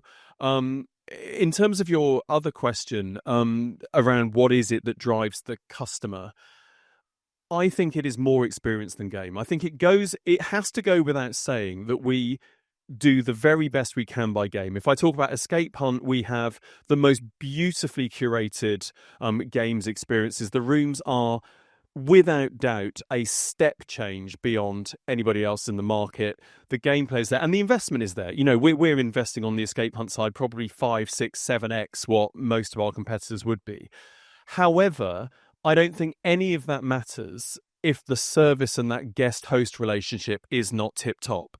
And I would use as a parallel restaurant experiences that you have. You go and everybody here goes to a restaurant and has a wonderful time. And in 6 months' time, no one remembers what they ate, but you do remember who you were with and you remember the way that you were served. And these are the things that are really important. So you've got to get it all right as much as you can, but absolutely obsessing on that guest-host relationship is, for me, the thing that carries the customer service.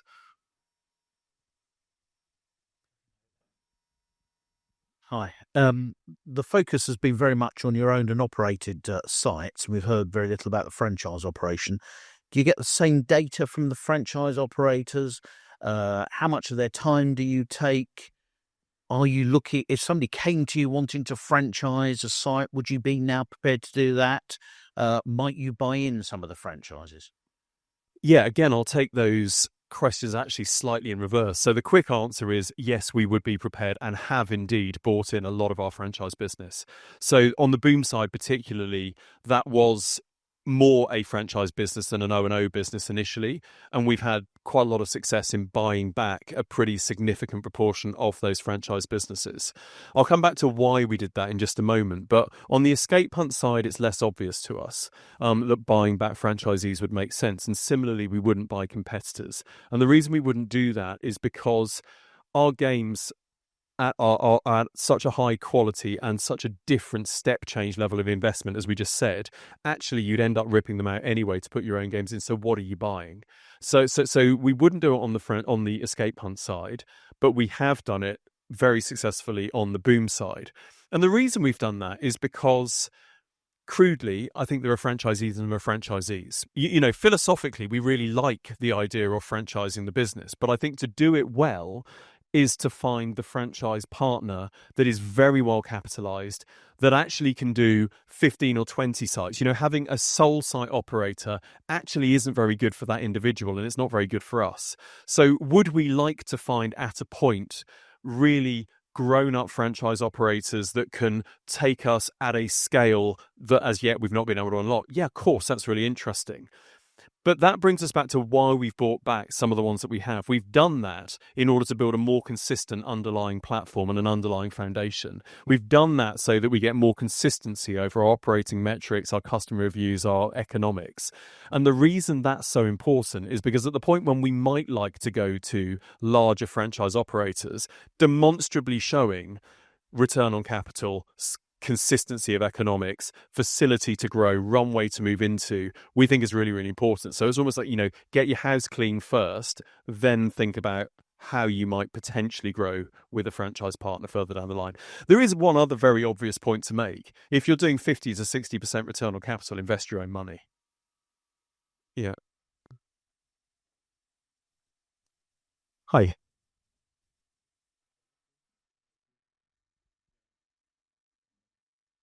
Thanks. Is this on? Yeah. You mentioned developing customer data. What sorts of insights do you currently have on, repeat customers? Obviously, you have the kind of gender split, but just interested in that kind of repeat customer versus existing. Yeah. So obviously, it's different for both brands.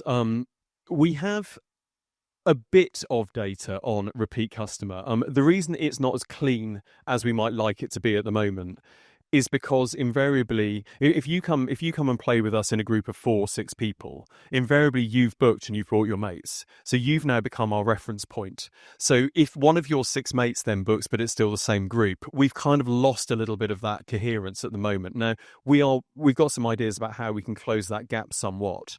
But we do a lot of work anecdotally. Our GMs will speak to customers. Obviously, where we see a lot of data on repeat is with corporates. So very, very commonly, PwC will come and book. Now, it might be another team coming to play the next time, but PwC, because you get on their PSLs, you get on their preferred supplier lists. So we see a lot of repeat in corporate, albeit potentially with a different end customer. And we're getting better data on repeat customers as consumers. When we last looked at it, we were circa 2.5 visits a year, which kind of puts you broadly in line with the bowling operators. My sense is it's probably more than that, and it gets lost in walk-ins and so on and so forth. And certainly anecdotally, it's a lot higher than that for Boom particularly. Hi, Sahil. Hi. International, which is was mentioned in passing, but you've got to actually brought it to 2025 overseas franchise outlets. I mean, why are you not being more aggressive with the international opportunities? So I guess there are probably two answers to that, but both of them involve money, and I suppose a bit of risk profile. So, do we think there is a huge international opportunity to go after? Absolutely right. I mean, I think it is obvious that there is a big old market to go after in the US. I don't think that opportunity is lost on anybody, but we're also aware of where we are in our size right now. And we feel that to do the US properly, you truly have to be able to capitalize it. And so whether you went owned and operated or you went franchised, I still think your start position is probably the same, i.e. you need to go out there, set up a business, own and operate at least the first 5 sites for each brand. Expect that it is more expensive to build, and it is at least twice as expensive to build in the US as it is here. You're going to lose a lot of money up front by the time you've put a team in place to operate that, and you've got to go through that lesson. Now, do we all recognize that there is probably a very significant opportunity to do that? Yes. Does it feel like the right thing to be doing right now? Given the softness in small cap, given the softness there, given our size right now, can we justify putting 10 million quid to work in the US when the runway in the UK is so substantial? We feel that we can't. Would we like to do it at a point? Absolutely, but it doesn't feel like that point is today. Hi, Richard. Just referencing back to your part of the presentation where you give some insights into where the industry is developing. What are you seeing on the coalface vis-a-vis boom in the competitive socializing space in terms of how competitive is it getting? Are we seeing any discounting? What are we seeing in terms of industry rationalization? And if industry rationalization was to pick up in the next few years or so, would you partake in the consolidation process? Yeah, I think it's a really good question. And I'm sure some of you will have read that of course, have been quite a number of articles, one actually only a couple of weeks ago in the Financial Times about the consolidation within competitive socializing. And I think we're in quite an interesting space. I alluded to it. I alluded to it earlier. And I think we're in quite an interesting space because it's a space that is typified by a large number of very small operators with very small numbers of units. And that makes it exciting because it means that there are new customer concepts coming up all the time that are really good to come and try. So from a consumer perspective, that's great. From a business perspective, it's really hard because the dynamics within those businesses are all the same. You are raising money to do every incremental site by site. So if it goes even slightly wrong, you are really challenged. And if you want to take on site number 2, it's difficult because you've got to raise independent. And it also means that you can't really afford, on average, and you're seeing this very much in the sector, to invest in the caliber of team, in the depth and breadth of staff that you really need to be able to go after it. So you're always slightly on the back foot, and you're seeing that play out right now. You're seeing a lot of businesses in our space that have got to 1 or 2 sites, 3 sites, and are really struggling now, and indeed are closing. So when we talk about the scale benefit that we have and having gone through that horribly difficult stage to become quite heavily cash generative, that feels like a really good place to play. And so would we be a consolidator in the sector? Yeah, absolutely. I mean, I think that was when if I'm completely honest, when we initially took the view to be on AIM in the first place, the idea was always to be much bigger than we are. And I think we've shown with the addition of Boom to Escape Hunt that we have the management team and the breadth to be able to bring a brand in, to create a very aggressive runway, to roll it out very fast, to build from first principles, if I'm honest, a brand, hire 1,000 people in 2022, open 30 sites, whilst also maintaining our existing Escape Hunt business. I think we've shown that we can do that. So given that we were a lot smaller then than we are now, the idea that we could do it again seems very straightforward. So do I see it as an opportunity? Absolutely. Do I feel that we're very, very well positioned relative to most in our sector in a downturn stroke consolidation market? Absolutely I do. And I reference back to the Escape Hunt data. It's exactly what you're seeing there within the escape room sector, and we've come out of it flying. Thank you. Thanks. It was just a question on the dual sites you mentioned earlier in the presentation. You mentioned you'd rather have sort of sites in proximity rather than with the same door. Just wondering whether you have any comments or data around the sort of customer behaviour you're seeing when you have those dual sites, and whether you're looking at bidding or, opening up any more of those types of sites. Yeah, so Cambridge, as exactly as Andrew suggested, Cambridge is a great example of us, where it's one unit but acts as two. And that is the best of all worlds, because it's a separate customer journey. They are different brands. Escape Hunt is a different customer journey to Boom. Yes, there's a lot of overlap in customer, but they are different brands and they have different core audiences. So therefore, having their own brand entry and journey into those brands makes sense. However, the economics of having them both in the same building are fantastic.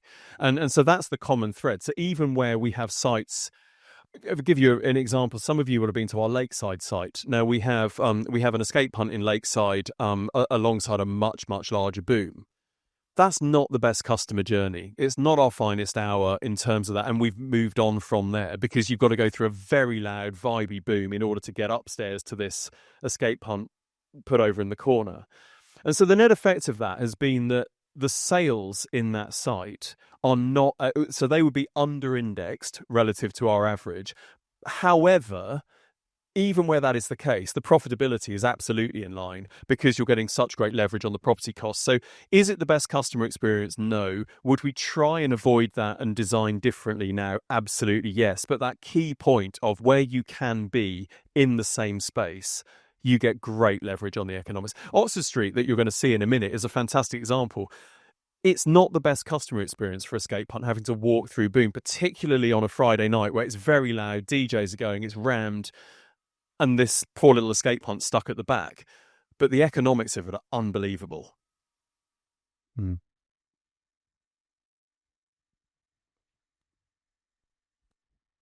Thank you. Just a quick question. I was looking at source of your inorganic growth, just space growth alone.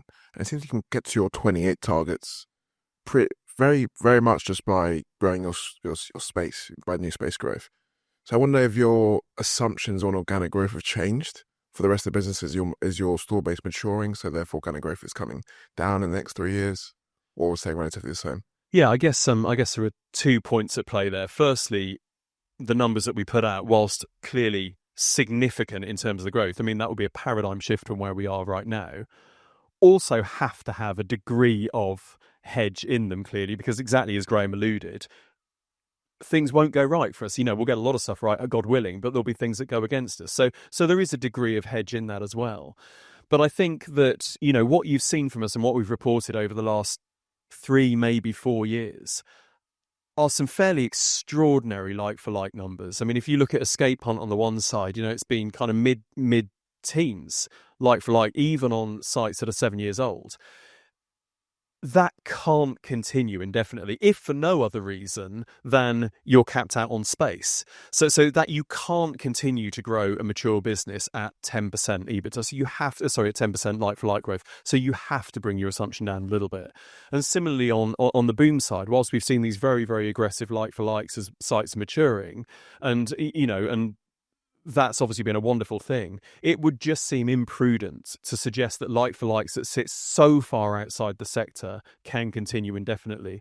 So we would rather take the view, as we position something out there, that actually, if we hold at modest like-for-like levels, and instead kind of create that inorganic sort of piece around the side, that feels like a better hedge position to put out to the market.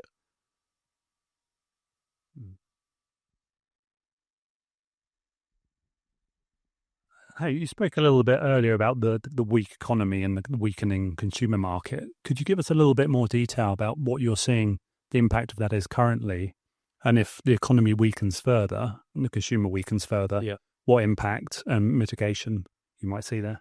Yeah, it's interesting. So the kind of the sort of the weakness in consumer comment obviously comes from a whole bunch of things that everybody is reading, and clearly there has been a nervousness around government legislation. Graham alluded to national living wage, etc. And whilst technically that is, of course, a tax on the employer, of course, the flow through you would expect to hit the employee through redundancy, etc., etc., etc. There are clearly, and the sentiment has clearly been for quite a long time, negative. That said, I was at an event a couple of weeks ago with PwC, and there are, if you wanted to make a more bullish case, a lot of reasons to be a lot more optimistic. So consumer sentiment, whilst negative, has been negative since 2001. And it's a lot less negative now than it has been in the last sort of 5 or 6 years. Well, that's quite interesting. I mean, demonstrably, disposable incomes in real terms are up. Now, of course, that there's a spread within that, and it's kind of biased towards bigger cities and so on and so forth. But that would be very good news for our business. Demonstrably, interest rates should be coming down, and that should be a good thing. So there are a lot of reasons that you could definitely take a more bullish view of the consumer. But that said, I think to plan for a little bit of weakness must be the prudent approach to take, and that's certainly where we are. And if we get upside, well, happy days. Now, that said, to your specific point about what we're seeing in the numbers, we're not seeing anything like the negativity that we might well have expected to. We reported pretty recently our Christmas trading, and it was through the roof. I mean, we were exponentially up relative to last year in absolute terms. Very high like-for-likes on both businesses. Spend is up, participation is up, volume is up, everything is up. Obviously I can't talk too much to Q1 because obviously we're inside the trading period, but we're pleasantly surprised. I think it's so good. That's fine. So, as I say, just to I've forgotten the train of thought, but on that sort of consumer point, obviously we've come through a very weak consumer environment, and we haven't got a long history. So it's quite difficult to know, are we actually in a weak consumer environment, and actually if it improves, do we get an uplift, or are we a bit more resilient to it? And actually when it turns up, it doesn't really have an impact. And that's something which, again, data and so on will bring to us as we sort of go forward. But, to Richard's point, the one, I suppose, if there was one observation that I could make, and just sort of looking at how things have progressed over the last year and also over more recent weeks and so on, we are seeing slightly higher highs and slightly lower lows. So the behavior of the consumer, there's definitely an impact. So it's a bit quieter during the week, but actually then people go and sort of blow the lids off on the weekends a bit more. And so it's just quite an interesting pattern, but it sort of it seems to be averaging itself out. So is there an impact? Yes, you can definitely see a little bit of an impact in some of the sort of cyclicality and some of the sort of trends. So we had a very strong Christmas. I think we said we probably came into Christmas a little bit softer, but we came through Christmas very strong. So compared to previous, you're having slightly higher highs and slightly lower lows, but it seems to average itself out. So yes, we are seeing some consumer change, but on average, we seem to be coming through okay. Yeah. A quick sort of related question, particularly to the like-for-likes in the long term. What's your experience in pricing, particularly on Escape Hunt, where you've got, I guess, a more homogenous product, and particularly in the long term? Is there any pressure on pricing, or do you think you can get the margins up? So for both businesses, we've been extremely reserved on pricing. So we haven't really moved pricing in sort of 3.5 years on either brand. We will be making some small price adjustments coming into this financial year, obviously, as everybody is aware, national living wage, supply pressures, etc. But through the very significant periods of utilities pricing growth, obviously everything that came with that, supply chain and so on and so forth, national living wage has gone up exponentially. I mean, that's one of the points I didn't make when we talked about that growth dynamic on Escape Hunt. We showed a slide that said the labour percentage has moved down from 37% to 30%, and that is whilst having absorbed over an equivalent period at least 15% national living wage increase, and yet we've never moved pricing. We've held the pricing on that business. So I think it's really important to have value-led propositions, and giving the customer a little bit more than what they think they're paying for is essential. So I suppose long-winded way of saying, have we had any price pushback on either business? Really, no. But we have been very, very concerted in our attempts to really hold price where it has been. and make price very much a secondary thing. So when I talk about like for likes, just for anybody that isn't aware of this, when I talk about the like for likes, or we talk about like for likes, they are volume driven like for likes. That is zero price, 100% volume. Yeah.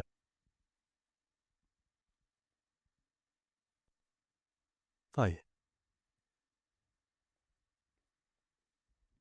Thanks. So just picking up on one of Dom's slides actually around how you assess new site rollout and the variety of factors that go into determining what you want to progress with or not.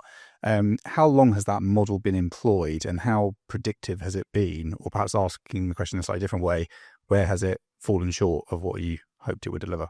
Yeah, well, I mean, I suppose the quick way to answer that is to say that, for any model which is ostensibly a multiple regression-based model, you have to have enough reference points. So it is irrelevant at the point when you've got 5 sites. And these models only go on to get better and better in terms of their predictability. So the more units you have, and also I should make the point that you have to go outside your standardized parameters in order to build a truly predictive model. Otherwise, you'd never learn anything. So obviously, Dom's got a mega brain, far smarter than the rest of us, and he will, over time, be able to re-inform and continue to learn through that model. But so far, predictability is pretty good. We're not yet getting to a stage where we are going to, plus or minus 5%, a site's going to do X thousand pounds a week, and so on and so forth. We will hopefully get to that. But as we learn more, the model gets more and more important. But the key point is we've got a nucleus of sites enough now to be able to force learnings. Richard, how have landlord contributions changed in the last 6 months, 12 months in terms of rent-free periods, capital contributions, and obviously your covenants improved? What's the dynamics there? Yeah, I think we're in a positive place on both businesses where Boom has always had strong cash contributions to sites. Is that ever so slightly moving towards rent-free? Probably, albeit if it moves towards rent-free, typically you get a bigger deal, so to speak, in terms of number of years. And actually, given that we're now not as cash constrained as maybe we once were, that's arguably better for us.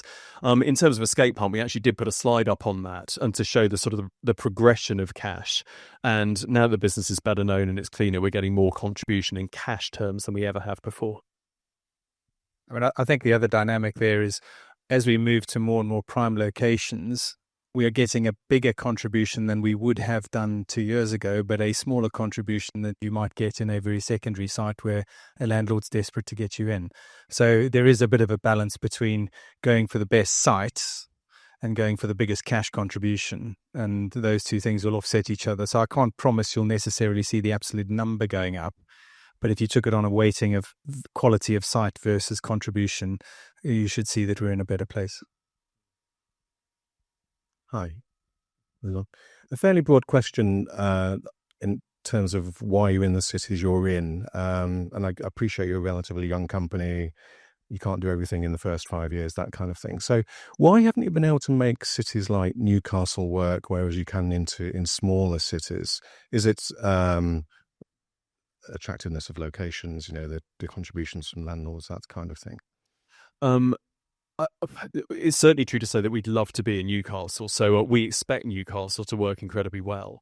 I think there are a couple of dynamics always. One, and it's important to remember that some of the early Boom expansion particularly was based on a site pipeline that we bought. So as I mentioned, we were buying more than anything a site pipeline with Boom such that we could roll into it. And then, of course, we've then added to that significantly. But the key thing is that site selection, as much as there is a good degree of science that sits behind what Dom does and the multiple regression, etc., there is unfortunately also the element of art. And knowing that we should be in Newcastle is fantastic. But there's being in Newcastle and there's being in Newcastle. And on a site that is on a city that should be so key for a business like ours, you can only go in once. Once you're there, you're there. You're not going to relocate because it's expensive. So you want to make absolutely sure that you go on the right site. So Andrew used the example of Cambridge. The macros would tell you that we should be in Cambridge, and the macros told us 6 years ago that we should be in Cambridge. But I think strongly it was worth waiting for the site in Cambridge, because that has been the second best performing unit that we've ever opened. And so will we get into Newcastle? Absolutely. Can we, with the debt facility that we now have, actually be a little bit more aggressive? And we've never done this before, but would we potentially pay premiums to get into the best units? Well, that was never an option for us before, but that is an option to us now. Would the economics of that stack? 100%. But long-winded way of saying the key thing is being in the city is a lot less relevant than being in the right site.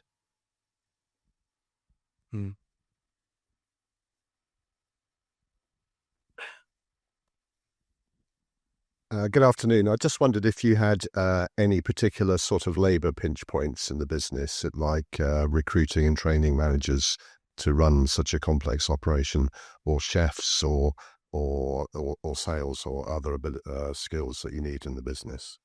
Yeah, I think the key answer, or the quick answer to that, is no.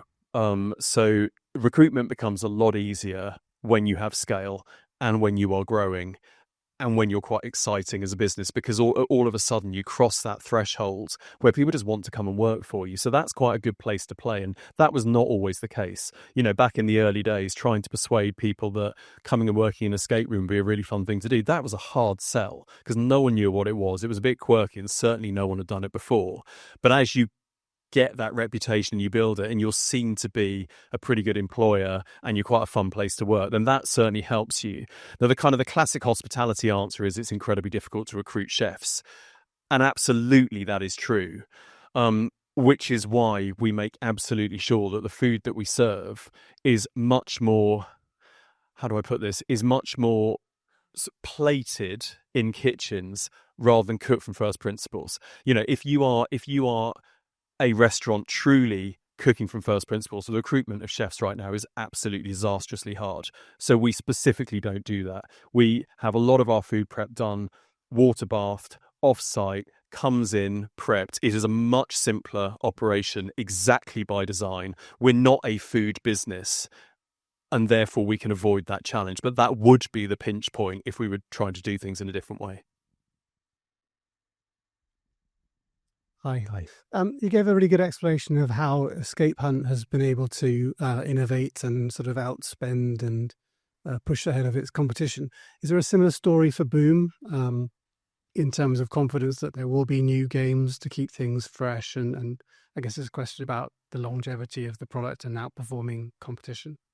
Yeah, I think the key thing to recognise again on Boom is that, of course, we're really early in our journey, and therefore we're learning a lot in the data. And when we talk about the innovation in Escape Hunt, and particularly as it relates to games, I think the thing that's really important there is that, of course, it is content, and there has been an awful lot of new content and really exciting new innovative content. But actually, the escape rooms are still the escape rooms. So the format is still a wonderful thing that customers continue to like more and more, and the content there changes. I think that's a little different to the games. But when we look at the data, we are, of course, numbers led. And while the games that we have in Boom continue to perform, while like-for-likes continue to be strong, there's nothing yet pointing us to the need to change games. And what we're not going to do is change for change's sake. So we're constantly looking at what's there. We're not necessarily going to be the first principles innovator of games. I don't think we need to be. But what we will be is eyes on the market, seeing what is interesting elsewhere. What can we then elevate to make fit for purpose for us and what we do? That's something that we do, but nothing in our data yet suggests that we need to be moving the games out per se. In fact, quite the opposite. It's more about adding additional incidences of games that we have, as we talked about earlier. But you will see us bring new stuff to market, but we don't need to be doing that yet, we don't feel. Well, if that's it, thank you ever so much for bearing with us. I know that's been slightly longer, but for as much as anybody is able, please do come and join us for a drink and some games in Oxford Street. Thank you.